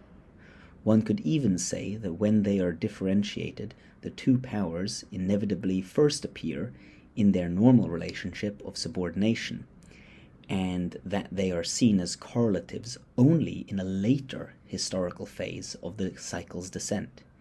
It is to this new phase that certain symbolic expressions, particularly emphasizing the aspect of complementarity, correspond, although a correct interpretation could show that they also indicate the relationship of subordination. Such is the case of the well-known, but in the West little understood, parable of the blind man and the lame man, which, in one of its principal meanings, actually represents the relationship between the active life and the contemplative life. Action left to itself is blind, and the essential immutability of knowledge is expressed outwardly by an immobility comparable to that of the lame man. The point of view of complementarity is represented by the mutual aid of the two men, each compensating by his own faculties for what is lacking in the other. And if the origin of this parable, or at least this particular application of it, is to be related to Confucianism, it is easy to see that the latter must confine itself to this point of view by the very fact that it is itself confined exclusively to the human and social order. We must note, apropos of this, that in China the distinction between Taoism, which is a purely metaphysical doctrine, and Confucianism, which is a social doctrine, both proceeding moreover from the same integral tradition, which represents their common principle, corresponds very exactly to the distinction between the spiritual and the temporal. Now, I would interject at this point that I disagree respectfully with Monsieur Guénon that Confucianism should be regarded as a purely social doctrine, although he doesn't say so explicitly here. I think that's what's implied. Anyway, continuing with the text. And we should add that the importance of non-action from the Taoist point of view particularly justifies the symbolism employed in the fable in question for whomever looks at it from the outside. We should, however, carefully note that it is the lame man who plays the leading role in the association of the two men, and that his very position, mounted on the blind man's shoulders, symbolizes the superiority of contemplation over action, a superiority that Confucius himself was far from disputing in principle, as is shown in an account of his meeting with Lao Tzu, preserved by the historian Sima Qian, in which he admitted that he was not born to knowledge, that is, that he had not attained knowledge par excellence, which is knowledge of the purely metaphysical order, and which, as we said above, by its very nature belongs exclusively to those who possess true spiritual authority. If, then, it is an error to envisage the spiritual and the temporal merely as correlatives, there is an even graver error which consists in claiming to subordinate the spiritual to the temporal, that is to say, knowledge to action. This error, which completely reverses the normal relationship, corresponds to the tendency that generally characterizes the modern West, and it can obviously occur only in a period of very advanced intellectual decadence. In our time, moreover, some go yet further in this direction, even as far as to deny the very value of knowledge as such, and also, proceeding quite logically, for the two things are closely linked, to the negation pure and simple of all spiritual authority. This last degree of degeneration, which implies domination of the lowest castes, is one of the characteristics of the final phase of the Kali Yuga. If we consider religion in particular, since this is the special form that the spiritual takes in the Western world, this reversal of relations can be expressed in the following way. Instead of regarding the entire social order as deriving from religion, as being suspended from it, so to speak, and finding its principle therein, as was the case in medieval Christendom, and as it was equally in Islam, which is quite similar to it in this respect. Today people see religion at most only as one element of the social order, one element among others of equal value. This is the enslavement of the spiritual to the temporal, even its absorption by it, pending the inevitable complete negation. To consider things in this way amounts perforce to humanizing religion, that is, to treating religion as a purely human fact of the social order, or better still, of the sociological or psychological order, depending on one's preference. In truth, this is no longer religion, for religion essentially includes something suprahuman, lacking which we are no longer in the spiritual domain, for the temporal and the human are essentially identical, as we explained earlier.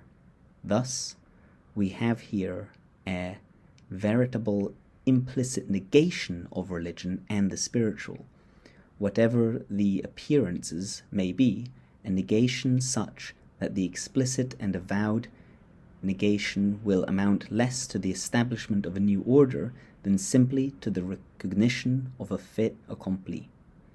In this way, the reversal of relations prepare directly for the suppression of the superior term, something it already implies, at least virtually, just as the revolt of the Kshatriyas against the authority of the Brahmins prepares for and summons, as it were, the ascendancy of the lowest castes, as we shall see. And those who have followed us this far will easily understand that there is something more in this parallel than a simple comparison. Chapter 6. The Revolt of the Kshatriyas.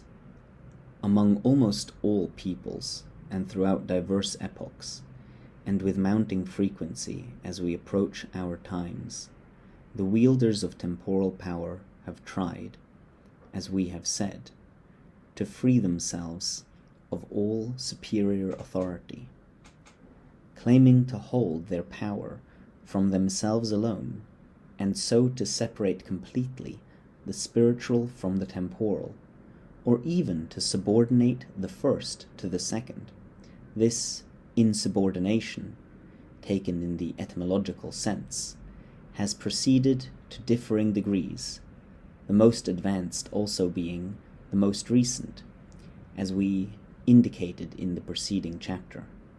It has indeed never gone so far in this direction as in modern times, and above all, it seems that the various ideas that went along with it in former times were never so integrated into the general mentality as they have become during the last centuries. In this connection, let us repeat what we have already said elsewhere on individualism considered as a characteristic of the modern world. The function of the spiritual authority is the only one that relates back to a supra-individual domain, and from the moment this authority goes unacknowledged, it is logical that individualism should immediately appear, at least as a tendency, if not as a well-defined affirmation, since all other social functions, beginning with the governmental, which is that of the temporal power, are of a purely human order, individualism being precisely the reduction of the whole of civilization to human elements alone. It is the same with naturalism, as was mentioned earlier. Since it is linked to metaphysical and transcendent knowledge, the spiritual authority alone has a truly supernatural character, all the rest being of a natural or physical order, as we pointed out regarding the kind of learning that in a traditional civilization is primarily the prerogative of the Kshatriyas. Moreover, individualism and naturalism are quite closely interdependent, for they are basically only two aspects of one and the same thing, looked at either with respect to man or to the world, and it may be said generally that naturalistic or anti-metaphysical doctrines appear in a civilization when the element representing the temporal power becomes predominant over that representing the spiritual authority. This is what happened in India itself, when the Kshatriyas, no longer content to occupy the second rank in the hierarchy of social functions, even though this second rank included the exercise of all external and visible power, revolted against the authority of the Brahmins and tried to free themselves of all dependence upon them.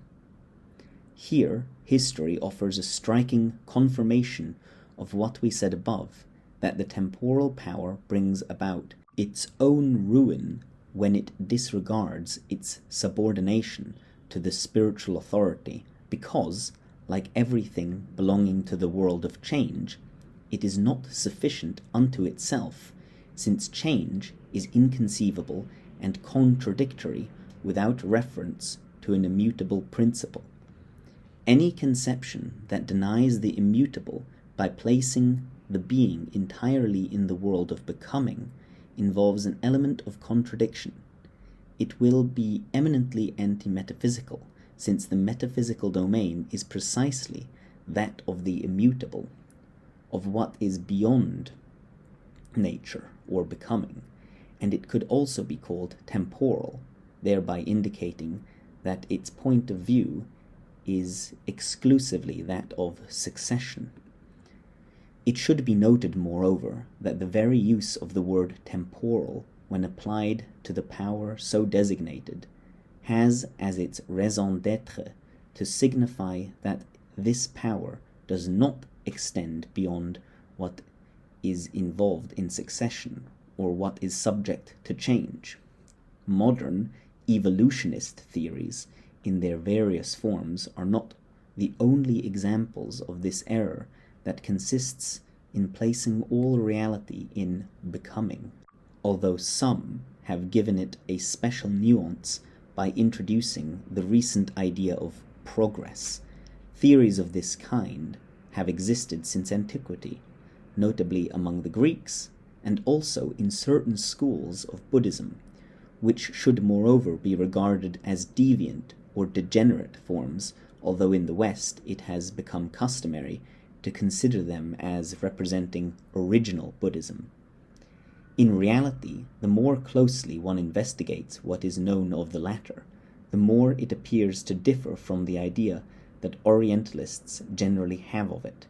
In particular, it now seems well established that it never in any way denied Atman, or the self, that is, the permanent or immutable principle of being, which is precisely what we particularly have in view here. Whether the rebel Kshatriyas, or those under their inspiration, introduced this negation later in certain schools of Indian Buddhism, or whether they only wished to use it for their own ends, is a matter we will not pursue, for it is after all of little importance, since the consequences are in any event the same. There is then clearly a direct link between the negation of all immutable principles and the negation of spiritual authority, between the reduction of all reality to becoming and the affirmation of the supremacy of the Kshatriyas. And it must be added that in subordinating the being entirely to change, one thereby reduces it to what is individual, for what allows passage beyond all individuality and is transcendent with respect to it can only be the immutable principle of the being. All this clearly shows the solidarity of naturalism and individualism that we just noted.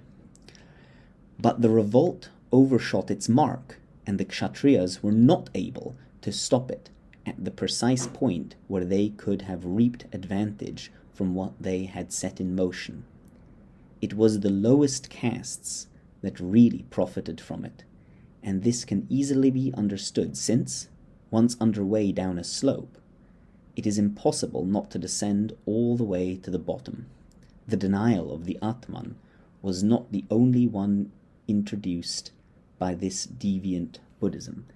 There was also the denial of caste distinctions, the basis of the traditional caste order, and this denial, directed at the outset against the Brahmins, was not long in turning against the Kshatriyas themselves. In fact, as soon as hierarchy is denied in its very principle, it is impossible to see how any caste can maintain its supremacy over the others, or, for that matter, in the name of what they could claim to impose it. In such conditions, anyone can consider that he has as much right to power as anyone else, provided that he in fact has sufficient force at his disposal to seize it and to wield it. And if it is merely a question of material force, is it not obvious that this must be found to the highest degree in those social elements that are both most numerous and, by their function, furthest from any preoccupation touching even indirectly upon spirituality? The denial of caste opened the door to every usurpation, and men of the lowest caste, the Shudras, were not long in taking advantage of it. Some of them, in fact, were even able to seize hold of royalty and, by a kind of repercussion that lay in the logic of events, dispossess the Kshatriyas of the power that had at first belonged to them legitimately, but of which they themselves had destroyed the legitimacy. Chapter 7. The Usurpations of Royalty and Their Consequences. It is sometimes said that history repeats itself, but this is false. For there cannot be in the universe two beings or two events strictly alike in all aspects. If there were, they would no longer be two, but, since they would coincide in everything, they would merge purely and simply in such a way that there would be but one and the same being or one and the same event. Moreover, the repetition of identical possibilities implies the contradictory supposition of a limitation of universal and total possibility. And as we have explained in detail elsewhere, with all the necessary elaborations, it is this which allows us to refute such theories as those of reincarnation and an eternal return. But another no less false opinion, which is quite the opposite of this one, is the contention that historical facts are entirely dissimilar and that there is nothing common among them. The truth is that there are always dissimilarities in certain aspects and similarities in others, and that, as there are different types of beings in nature, so there are also, in this domain as in all others, different types of facts. In other words, there are facts that are the manifestation or expression of one and the same law in diverse circumstances. This is why one sometimes encounters similar situations which, if one neglects their differences and focuses only on their similarities, can give the illusion of repetition.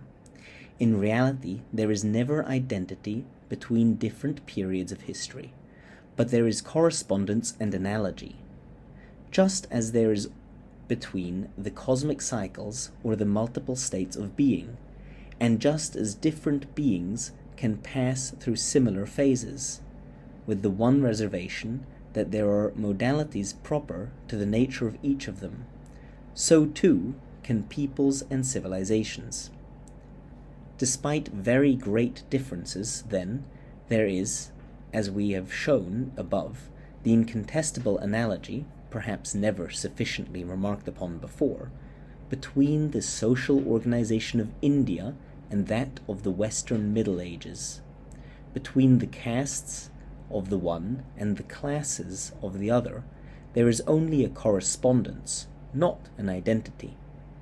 But this correspondence is nonetheless of the greatest importance, because it serves to show with particular clarity that all institutions presenting a truly traditional character rest on the same natural foundations, and in the final analysis differ from one another only by the adaptations required by varying circumstances of time and place.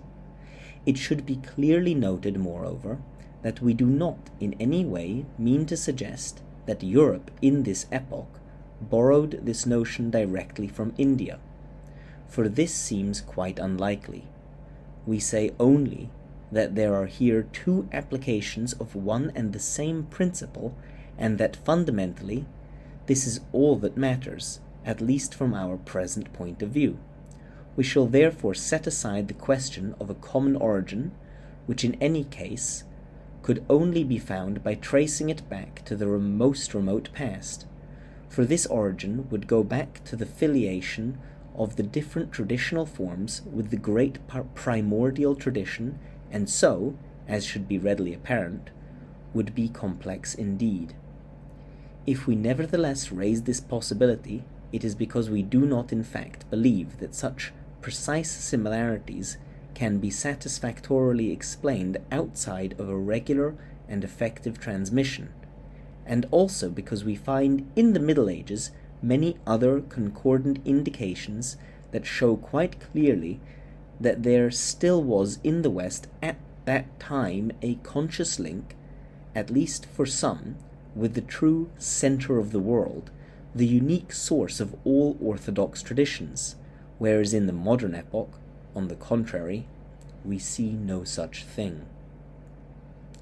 We also find in Europe, beginning with the Middle Ages, an analogue to the revolt of the Kshatriyas, particularly in France, where from the time of Philip the Fair, who must be considered one of the principal authors of the deviation characteristic of the modern epoch, royalty worked almost continually at becoming independent of the spiritual authority, while conserving, however, by a singular illogicality, the outward sign of its original dependence, since, as we have explained, the anointing of kings represented nothing else than this.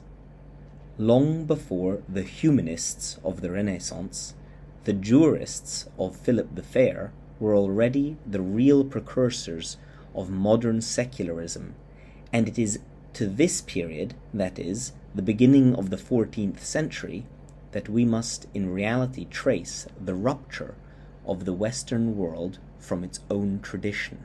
For reasons that would take too long to set forth here, and which we have in any case indicated in other studies, we think that the starting point of this rupture was marked very clearly by the destruction of the order of the temple. We shall only recall that this order was a kind of link between East and West, and that in the West itself it was, because of its at once religious and martial character, such a link also between the spiritual and the temporal, even if this double character must not be interpreted as the sign of a more direct relation with the common source of the two powers. One may be tempted to object that even if this destruction was deliberately desired by the King of France, it was at least implemented with the agreement of the papacy. But the truth is that it was imposed upon the papacy, which is something altogether different.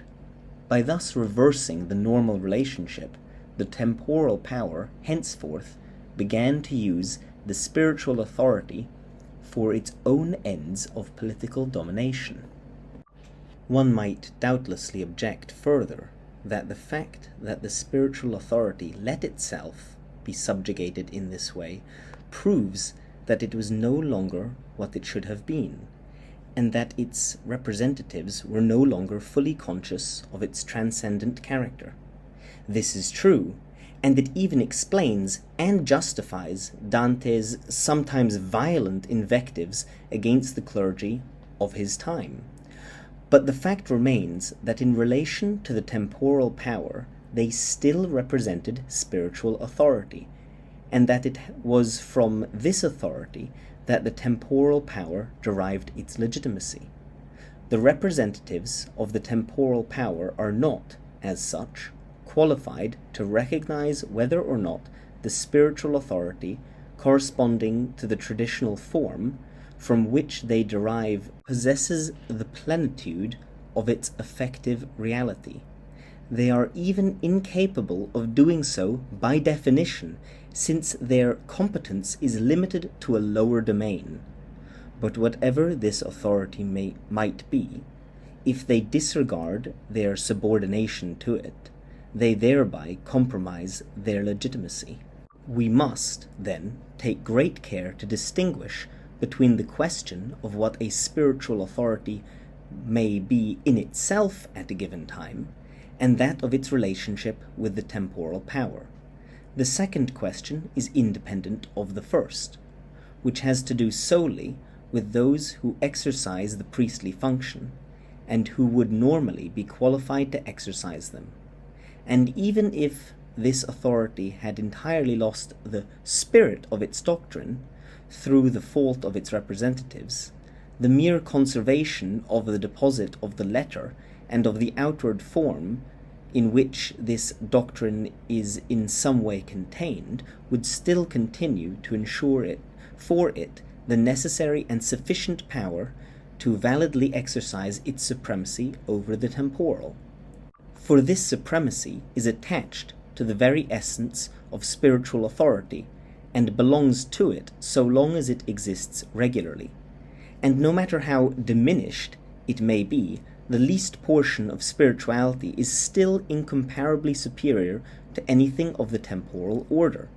It follows from this that the spiritual authority can and must always control the temporal power, and that it cannot itself be controlled by anything else, at least outwardly.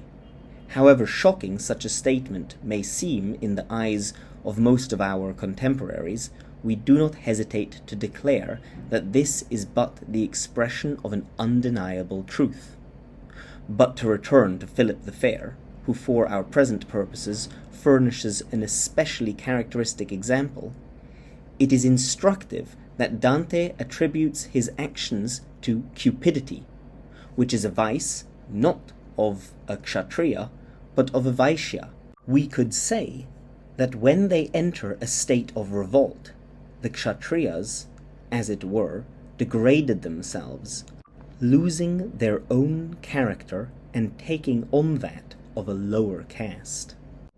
It may even be added that this degradation must inevitably accompany the loss of legitimacy.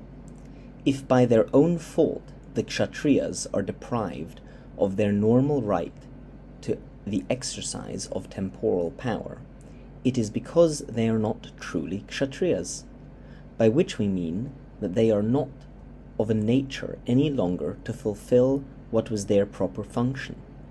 If the king is no longer content to be the first of the kshatriyas, that is to say, the head of the nobility, and to play the regulating role to which he is entitled as such, he loses what essentially constitutes his raison d'être, and at the same time opposes himself to the nobility, of which he is but an emanation, and as it were the most complete expression.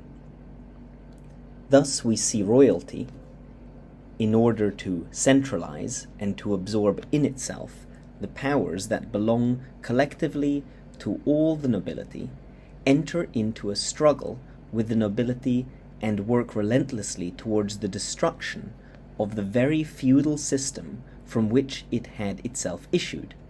It can do so, moreover, only by relying on the support of the third estate, which corresponds to the Vaishyas, and this is why we see also, precisely from the time of Philip the Fair, the kings of France beginning to surround themselves almost continually with the bourgeoisie, especially such kings as Louis XI and Louis XIV, who pushed the work of centralization the furthest, the bourgeoisie, moreover, later reaping the benefits of this when it seized power during the Revolution. Let us add that temporal centralization is generally the sign of an opposition to the spiritual authority, the influence of which governments try to neutralize in order to substitute their own. This is why the feudal form, the one in which the kshatriyas can most completely exercise their normal functions, is at the same time the one that best seems to suit the regular organization of traditional civilizations such as that of the Middle Ages. The modern epoch, which is that of a rupture from tradition, could be characterized from a political point of view as the substitution of the national system for the feudal system, and it was in fact during the 14th century that nations began to form through the agency of that centralization we just spoke of. It is right to say that the formation of the French nation in particular was the work of its kings, and in doing this they unwittingly prepared their own ruin. And if France was the first European country where the monarchy was abolished, it is because nationalization had started there. Besides, we scarcely need recall how fiercely nationalists and centralist the revolution was, and also what truly revolutionary use was made throughout the 19th century of the so-called principle of nations. There is therefore a rather singular contradiction in the nationalism proclaimed today by certain avowed adversaries of the revolution and its work. But the most interesting point for us at present is the following. The formation of nations is essentially one episode in the struggle of the temporal against the spiritual, and if we want to get to the root of the matter, it may be said that this is precisely the reason why it proved fatal to the monarchy, which, even at the moment when it seemed to be realizing all its ambitions, was only rushing to ruin. There is a kind of political, and therefore entirely external, unity that implies a disregard, if not the denial, of the spiritual principles that alone can establish the true and profound unity of a civilization, and nations are an example of this. During the Middle Ages, there existed throughout the West a real unity, based on properly traditional foundations, which we call Christendom. And when though these secondary unities of a purely political, that is to say temporal and no longer spiritual, order were formed, this great unity of the West was irremediably broken, and the effective existence of Christendom came to an end. Nations, merely the dispersed fragments of what was formerly Christendom, false unities substituted for the true one by the temporal power's will to dominate, can, given the very conditions of their origin, survive only by opposing each other and ceaselessly contending among themselves in all fields. And at this juncture, I think it's worth reading the footnote, which is not something I usually do. So the footnote reads, "This is why the idea of a League of Nations can only be a utopian one with no real significance. The national form is essentially hostile to the recognition of any unity superior to its own. Besides, according to present-day conceptions, only a unity of exclusively temporal and hence all the more ineffectual order would be involved, which could only be a parody of true unity." Continuing with the main text. Now, spirit is unity, matter is multiplicity and division, and the more one removes oneself from spirituality, the more antagonisms are accentuated and amplified.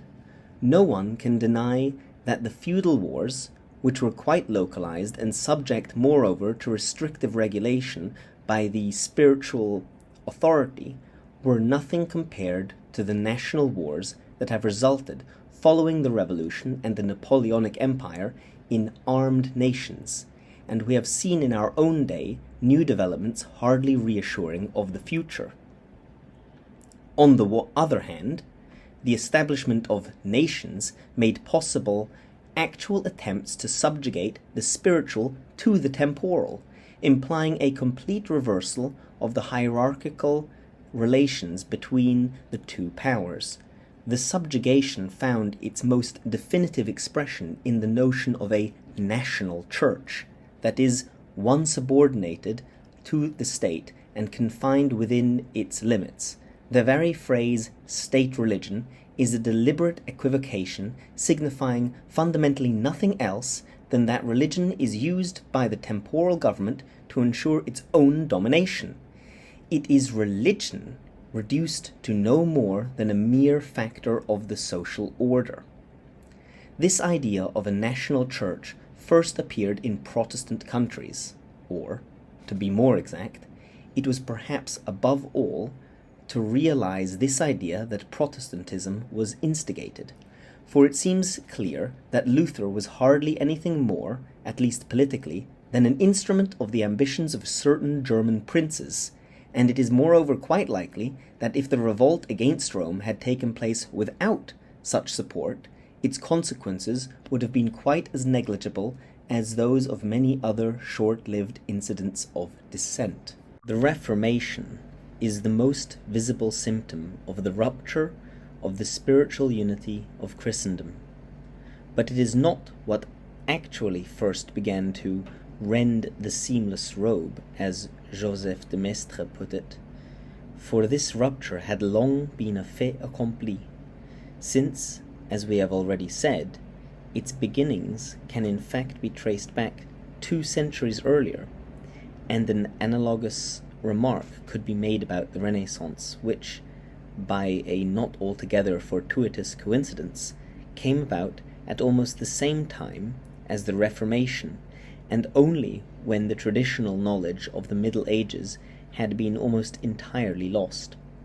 Protestantism was in this respect far more an outcome than a point of departure, but if in reality it was above all the work of princes and sovereigns, who first of all used it for political ends, its individualist tendencies were not long in turning back upon themselves, for they were directly preparing the way for the democratic and egalitarian conceptions characteristic of the present epoch.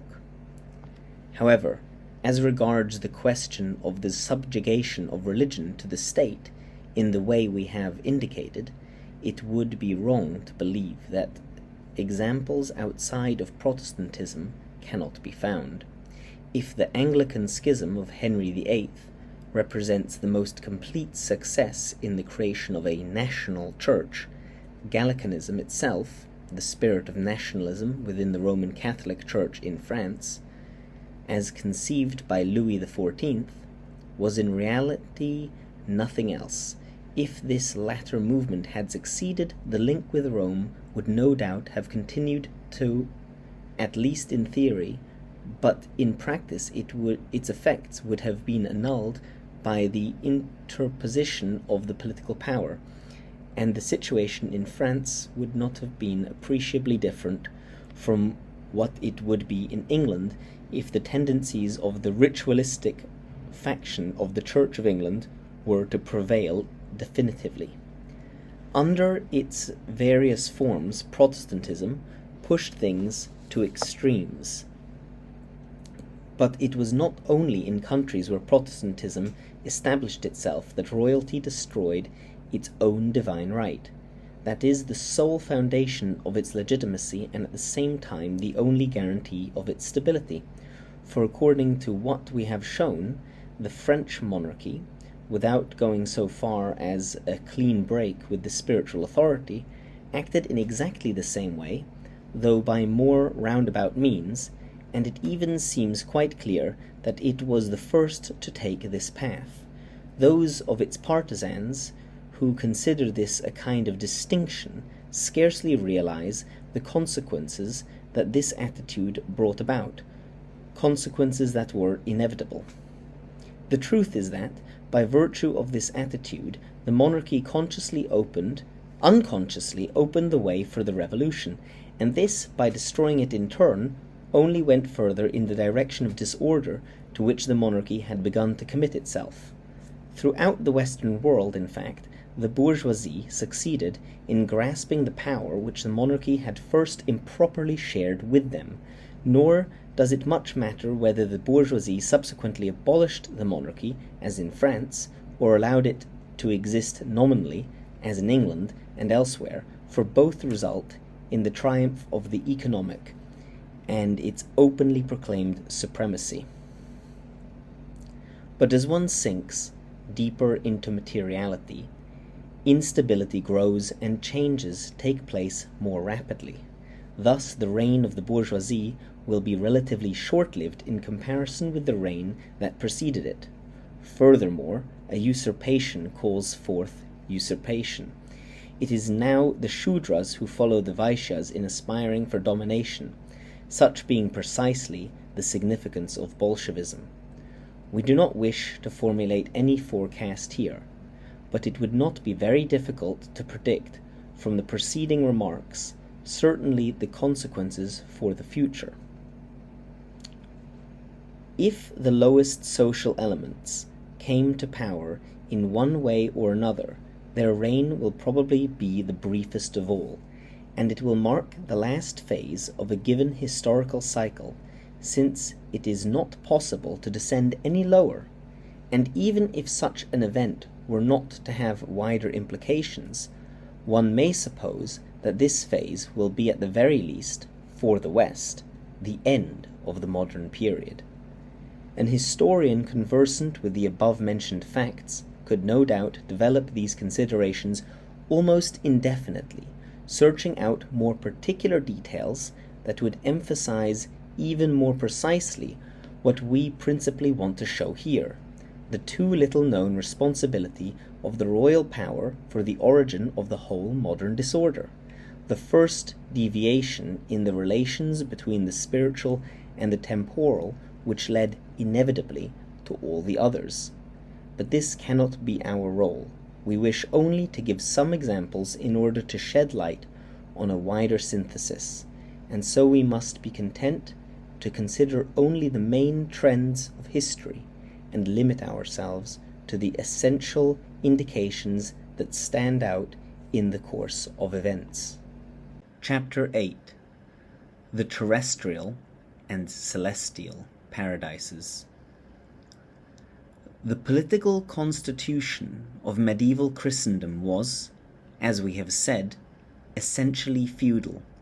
It found its consummation in a function that was supreme in the temporal order, that of the emperor, who was, with respect to the kings, what the kings were in turn to their vassals. It must be admitted, however, that this conception of the Holy Roman Empire remained somewhat theoretical and was never fully realized, doubtless through the fault of the emperors themselves, who, misled by the extent of the power conferred upon them, were the first to contest their subordination to the spiritual authority, from which, however, they held their power even more directly than did the other sovereigns.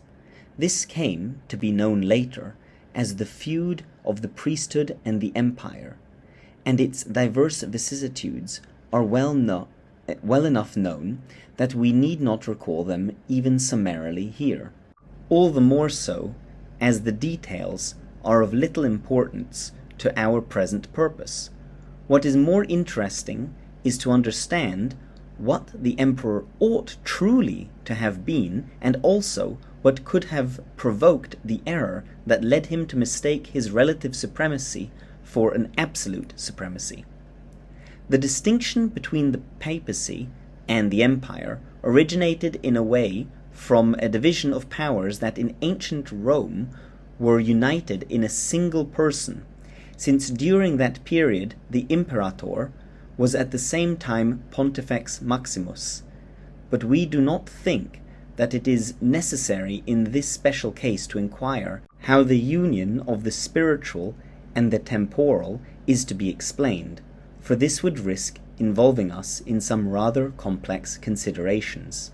The Pope and the Emperor were in any case certainly not the two halves of God, as Victor Hugo wrote, but much more precisely the two halves of the Christ Janus figure, which certain representations depict holding a key in one hand and a scepter in the other, emblems respectively of the priestly and royal powers united in this figure as in their common principle. This symbolic assimilation of Christ with Janus, as the supreme principle of the two powers is the very clear sign of a certain traditional continuity, too often ignored or deliberately denied, between ancient Rome and Christian Rome. And we must not forget that in the Middle Ages the empire was just as Roman as the papacy. But this same figure also explains the error we just pointed out, and which was to prove fatal for the empire. This error lies, in brief, in regarding as equivalent the two faces of Janus. These are indeed so in appearance, but when they represent both the spiritual and the temporal, cannot be so in reality. In other words, it is again the error of mistaking the relationship of the two powers for one of coordination, whereas it is really one of subordination, because once they are separated, the one proceeds directly from the supreme principle, while the other does so only indirectly, a point which, since it has been dealt with sufficiently above, we will not insist upon further here. At the end of his treatise De Monarchia, Dante very clearly defines the respective powers of the Pope and the Emperor. The key passage is this, quote, "Twofold, therefore, are the ends which unerring providence has ordained for man, the bliss of this life, which consists in the functioning of his own powers, and which is typified by the earthly paradise, and the bliss of eternal life, which consists in the enjoyment of the divine vision to which he cannot attain by his own powers, except they be aided by the divine light, and this state is made intelligible by the celestial paradise. These two states of bliss, like two different goals, man must reach by different ways, for we come to the first as we follow the philosophical teachings, applying them according to our moral and intellectual capacities, virtues, and we come to the second as we follow the spiritual teachings which transcend human reason according to our theological capacities, virtues. Faith, hope, and charity. Though these two goals and their ways are made plain to us, the one by human reason, which as it is used by the philosophers makes all these things known to us, the other by the Holy Spirit, which through the prophets, through the holy writers, through Jesus Christ the Son of God, co-eternal with the Spirit, and through his disciples, has revealed to us whatever supernatural truths we need, yet man's greed would keep them from us, were not men like horses in their animal vagaries kept on the road by bit and rein. Thus the reins of man are held by a double driver according to man's twofold end, one in the Supreme Pontiff, who guides mankind with revelations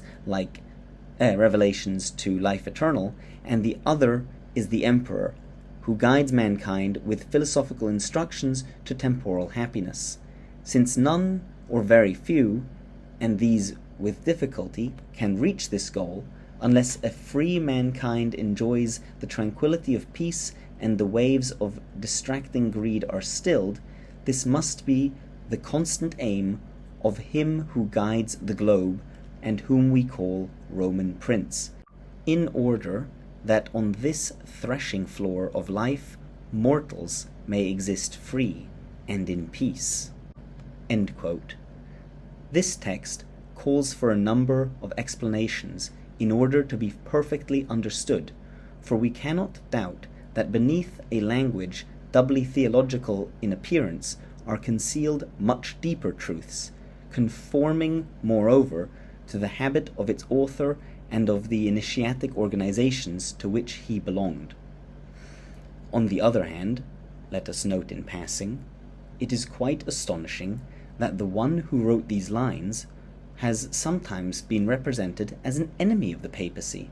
He no doubt did, as we have already said, denounce the insufficiencies and imperfections he saw in the papacy of his day, and particularly the consequent too ready recourse to purely temporal means of action, which hardly befitted the exercise of spiritual authority.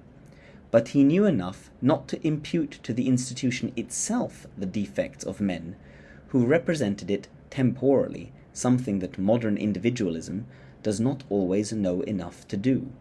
In light of our previous explanations, it should not be difficult to see that the distinction Dante draws between the two ends of man corresponds very exactly to that between the lesser mysteries and the greater mysteries, and consequently also to that between royal initiation and sacerdotal initiation.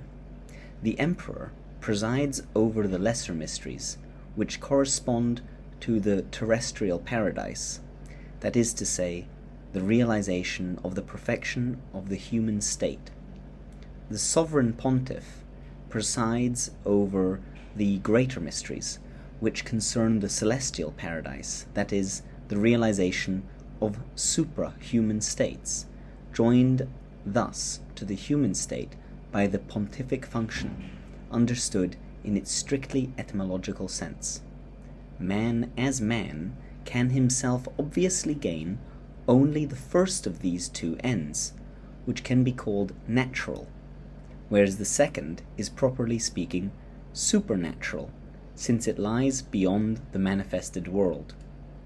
And so this distinction is indeed between the physical and the metaphysical orders. Here we see as clearly as possible how all the traditions are in agreement, whether of the East or the West. By defining the respective attributes of the Kshatriyas and the Brahmins as we did, we were quite justified not to see in them something applicable only to a certain form of civilization, that of India, since we find them again defined in a rigorous identical form in what was before the modern deviation, the traditional civilization of the Western world.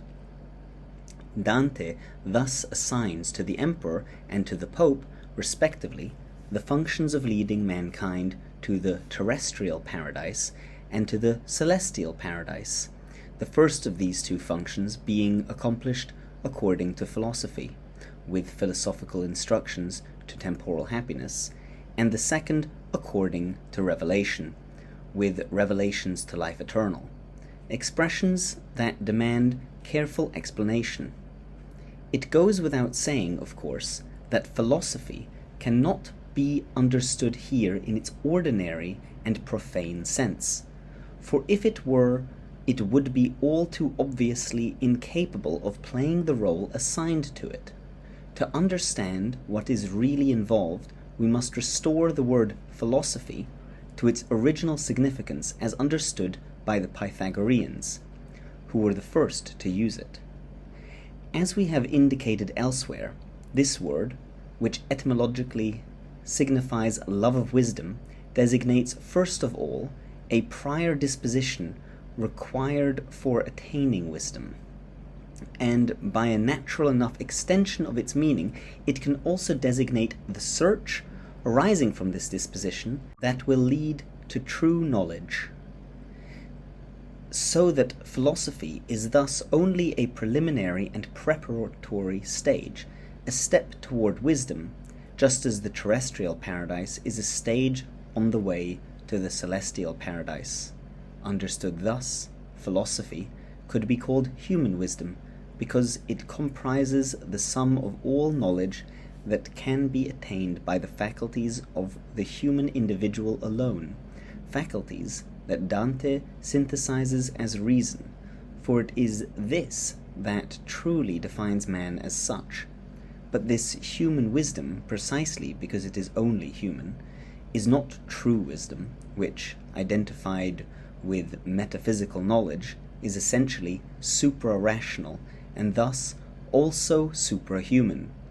And just as the path to the celestial paradise departs earth from the terrestrial paradise in order to salire alle stelle, as Dante puts it, that is, to ascend to the superior states, represented in astrological language by the planetary and stellar spheres, and in theological language by the angelical hierarchies.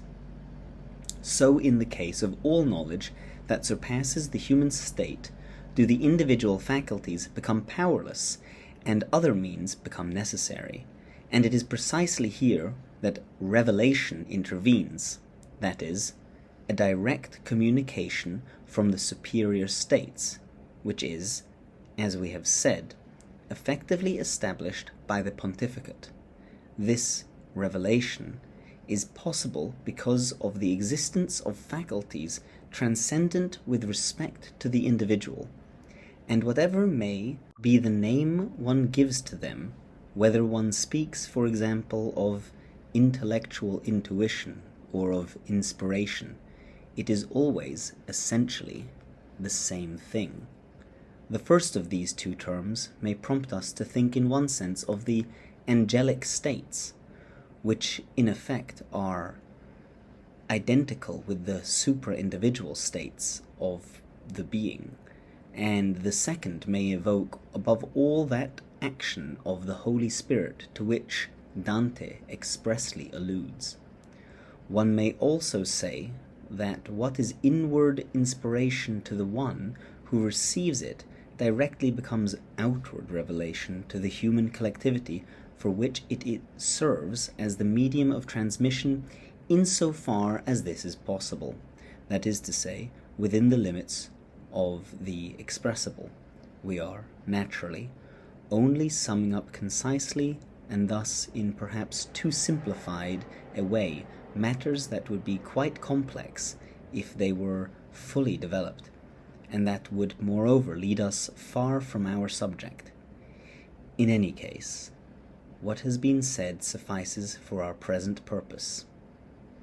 Understood in this way, revelation and philosophy correspond respectively to what Hindu doctrine calls Shruti and Smriti.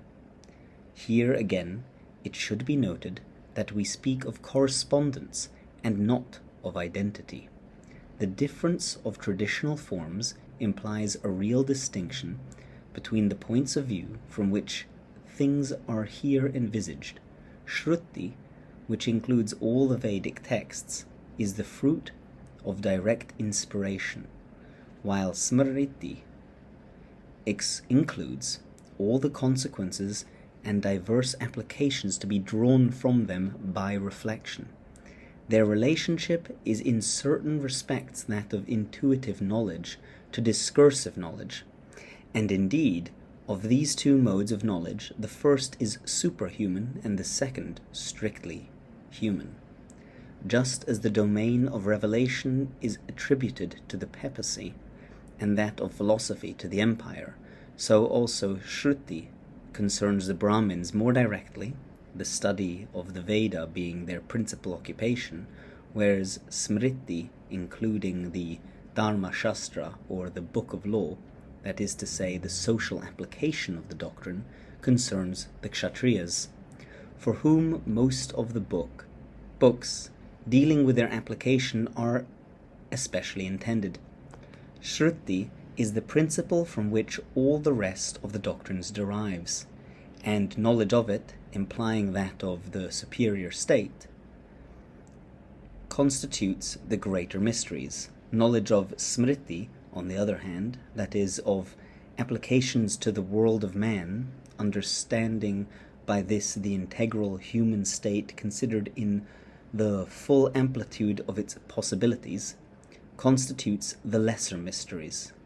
Shruti is direct light which, like pure intelligence, here equivalent to pure spirituality, corresponds to the sun, and Smriti is reflected light which, like memory, the name of which it bears, and which is the temporal faculty by very definition, corresponds to the moon. This is why the key to the greater mysteries is made of gold, and that of the lesser mysteries of silver, for gold and silver are alchemically exact equivalents to what the sun and the moon represent in the astrological order. These two keys, those of Janus in ancient Rome, were one of the attributes of the sovereign pontiff, to whom the function of hierophant or Master of the Mysteries, essentially belonged.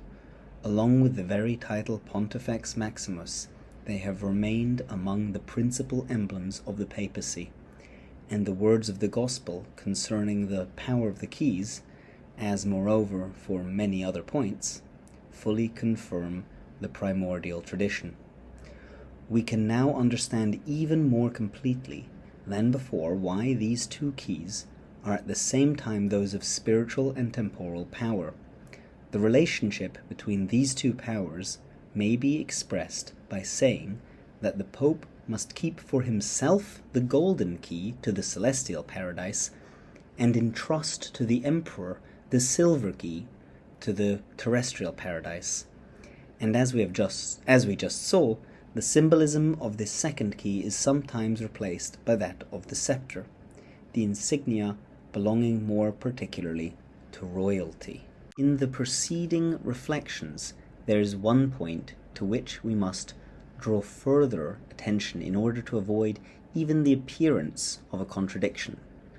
We said on the one hand that metaphysical knowledge, which is true wisdom, is the principle from which all other knowledge derives as by application to contingent orders, and on the other hand that philosophy, in its original sense, designating the entire sum of the contingent order, must be considered as a preparation for wisdom.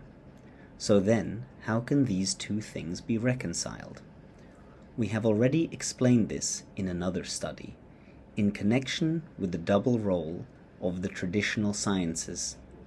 It is a matter of points of view, one descending and the other ascending, the first corresponding to a development of knowledge starting from principles and leading to applications increasingly remote from them, and the second corresponding to a gradual acquisition of that same knowledge by proceeding from the inferior to the superior, or, if one prefers, from the exterior to the interior.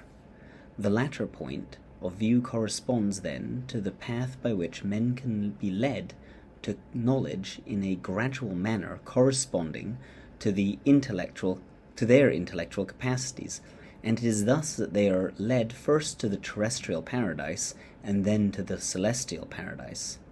But this order of teaching, or of communicating the sacred science, inverts that of its hierarchical constitution.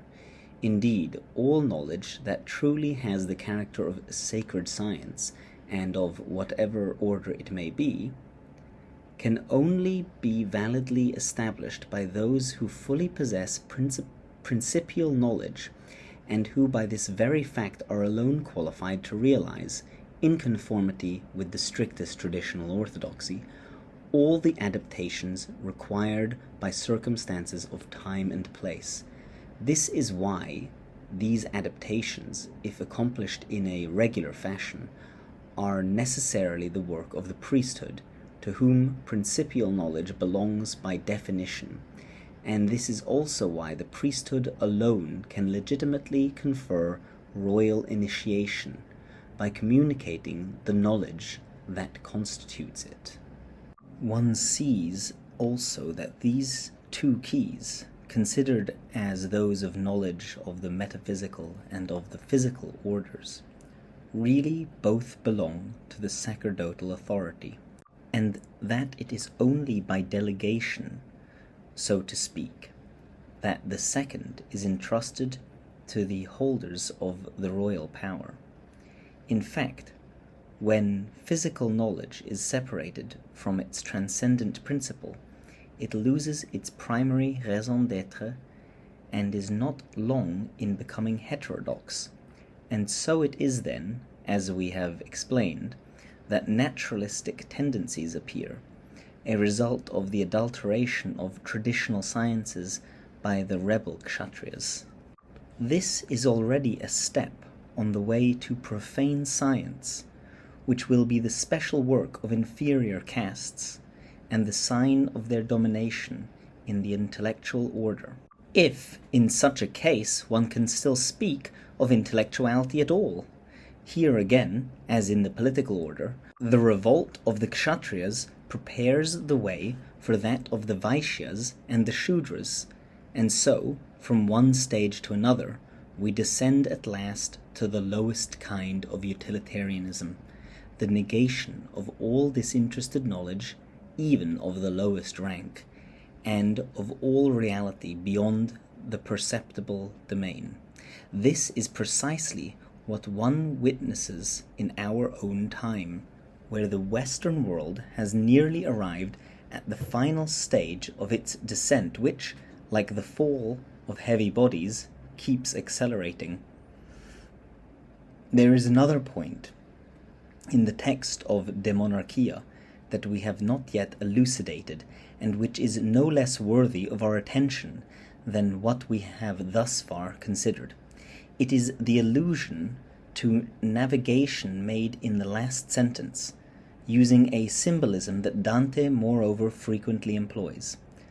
Among the emblems formerly attributed to Janus, the papacy has preserved not only the keys, but also the bark, likewise attributed to Saint Peter, which has become the symbol of the Church. The Roman character of the papacy necessitated this transmission of symbols, without which it would have represented a mere geographical fact that conveyed nothing real. Those who would see in this nothing but borrowings for which to reproach Catholicism only display thereby a totally profane mentality. But we, on the contrary, see in this a proof of that traditional regularity without which no doctrine could be valid, and which can be traced back step by step to the great primordial tradition. And we are certain that nothing of those who understand the profound meaning of these symbols would contradict us. The figure of navigation was often used in Greco-Roman antiquity, and one could cite in particular the expedition of the Argonauts in quest of the Golden Fleece, the voyages of Ulysses, and also episodes from the works of Virgil and Ovid. One also encounters this image in India, sometimes framed by expressions strangely resembling those used by Dante, as in this passage from Shankaracharya. The yogi, having crossed the sea of passions, is united with tranquility and possesses the self in plenitude. The sea of passions is obviously the same as the waves of distracting greed, and in both texts is similarly a question of tranquility. The symbolic voyage indeed representing the acquisition of the great peace. Moreover, this great peace can be understood in two ways, according to whether it refers to the terrestrial paradise or to the celestial paradise, in the latter case being identified with the light of glory and the beatific vision, while in the former case it represents peace, properly speaking, which has a more restricted sense, but one still very different from the profane meaning, and it is noteworthy that Dante applies the same word bliss to the two ends of man.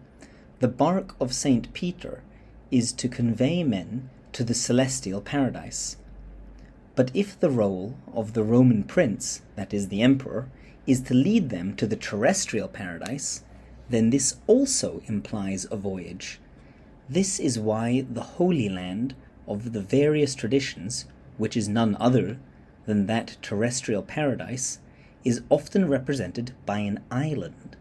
The goal assigned by Dante to him who guides the globe is the realization of peace, and the port towards which he must direct mankind is the sacred island that remains fixed in the midst of the incessant agitation of the waves, and that is the Mount of Salvation, the sanctuary of peace.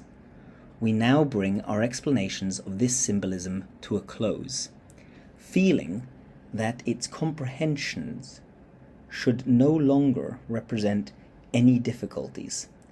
at least insofar as it is necessary to understand the respective roles of the Empire and the Papacy. Moreover, we could scarcely say any more on this subject without raising issues that we do not wish to broach just now. In its deliberate conciseness, this passage from De Monarchia represents, as far as we know, the clearest and most complete exposition of the constitution of Christendom and of the way in which the relationships between the two powers were to be envisioned therein. One might doubtless wonder why such a conception has remained an ideal that was never to be realized. And it is strange that at the very time Dante formulated it, events current in Europe were precisely such as to forever preclude its realization. Dante's corpus as a whole is in certain respects like a testament to the closing medieval age.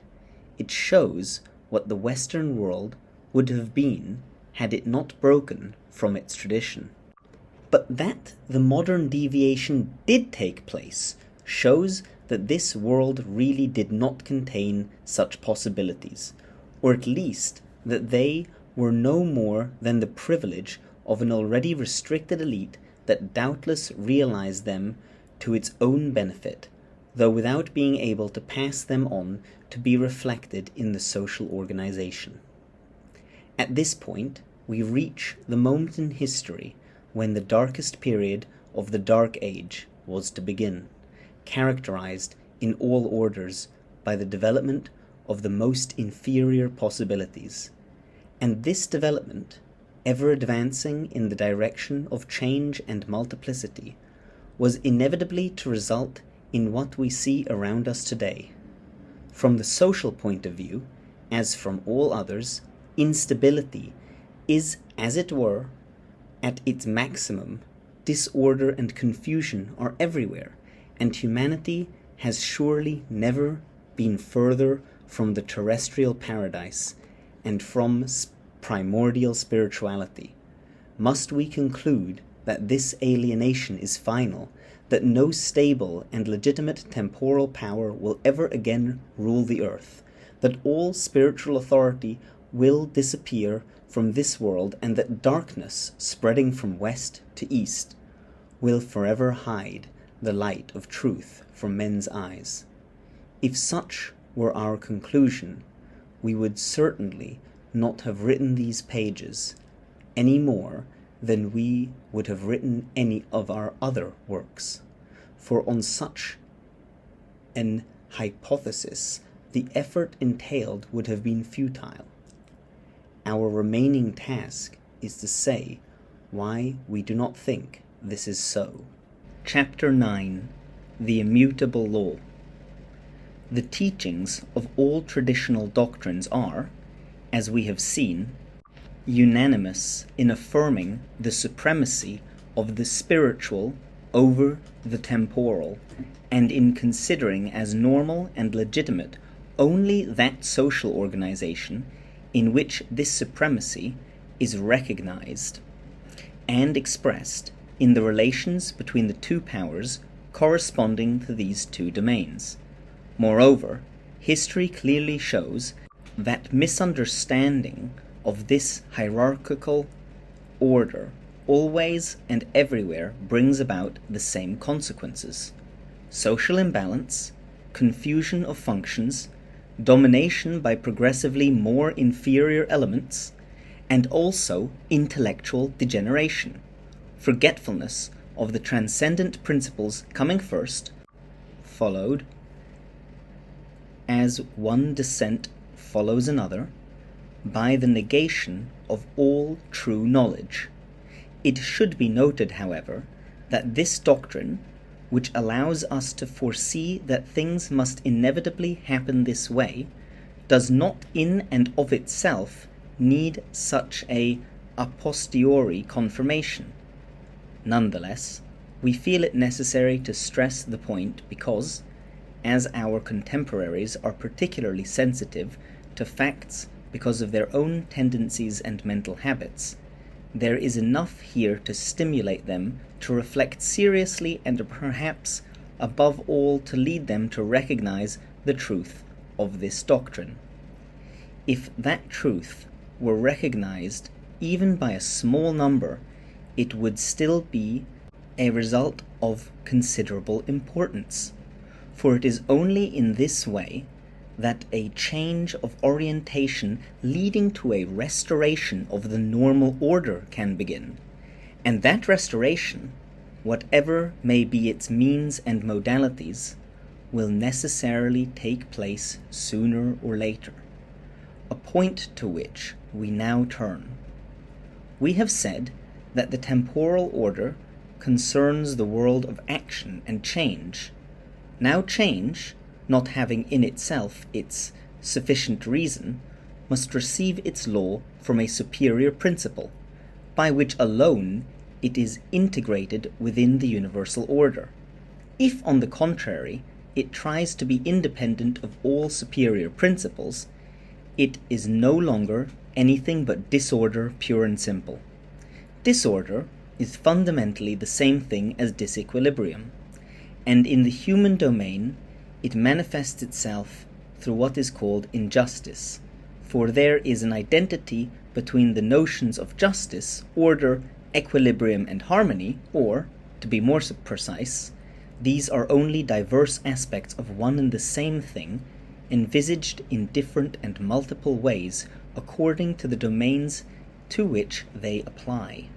Now, according to Far Eastern doctrine, justice is composed of the sum of all injustices, and in the total order, all disorders are compensated by other disorders.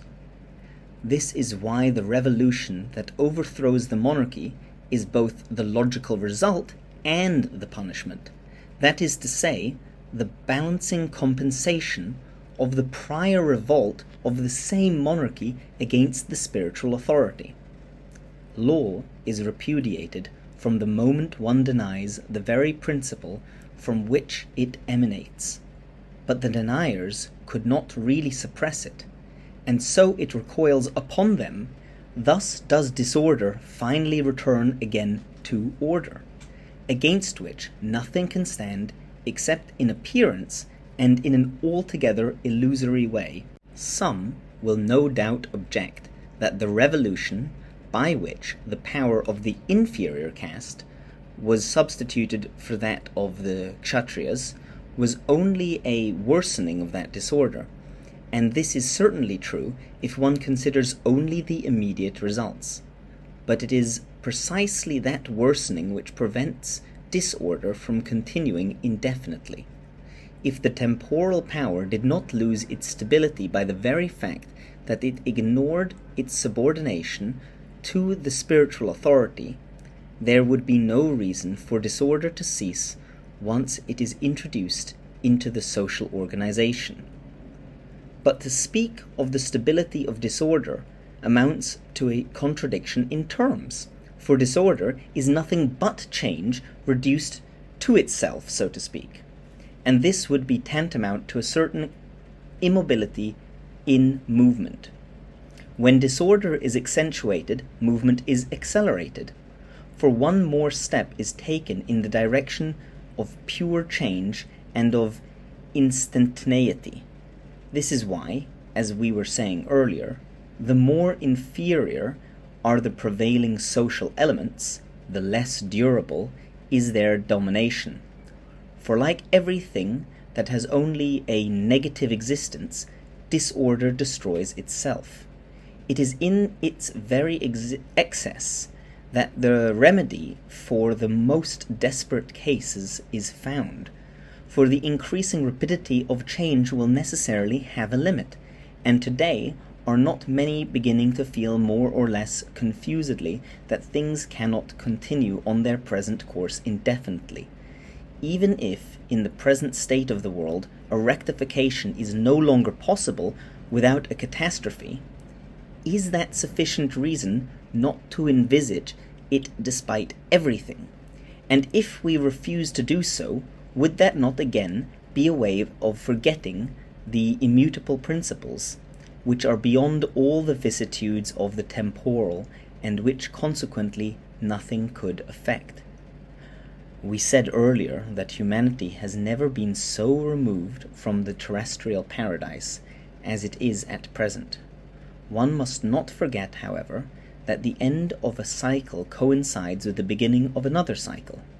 One need only refer to the apocalypse to see that the extreme limit of disorder, proceeding toward an apparent annihilation of the external world, must bring about the advent of the heavenly Jerusalem that will be for a new period of the history of humankind, the analogue of what the terrestrial paradise had been in the one that will have ended at that very moment.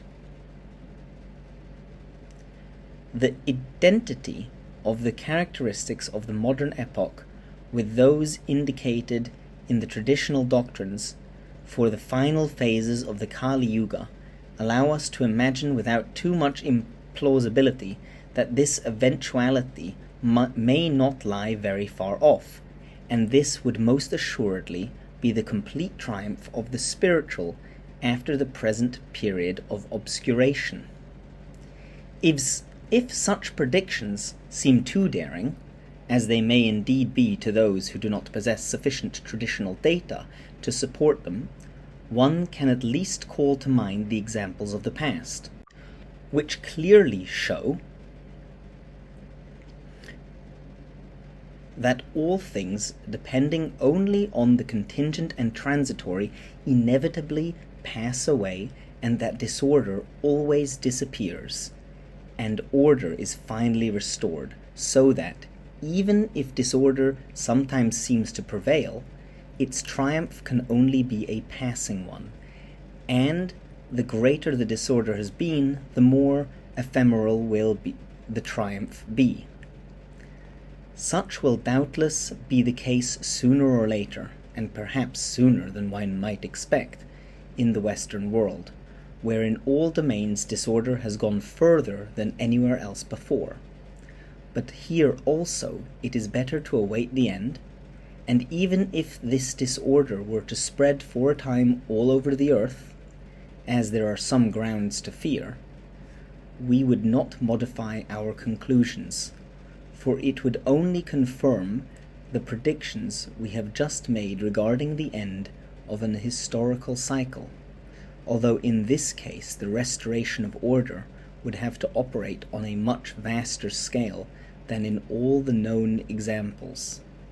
But then it would also be incomparably more profound and more integral, since it would go as far as that return to the primordial state of which all traditions speak.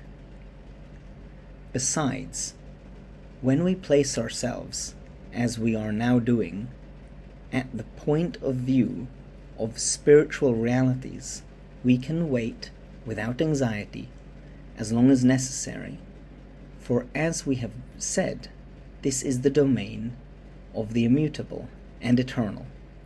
The feverish haste, so characteristic of our times, proves that our contemporaries really still hold to the temporal point of view, even when they believe they have left it behind, and that, despite the claims of some in this respect, they scarcely know what pure spirituality is. Moreover, even among those who try to react against modern materialism, how many are actually capable of conceiving a spirituality free from all special forms, and more particularly from a religious form, and of separating principles from every application to contingent circumstances?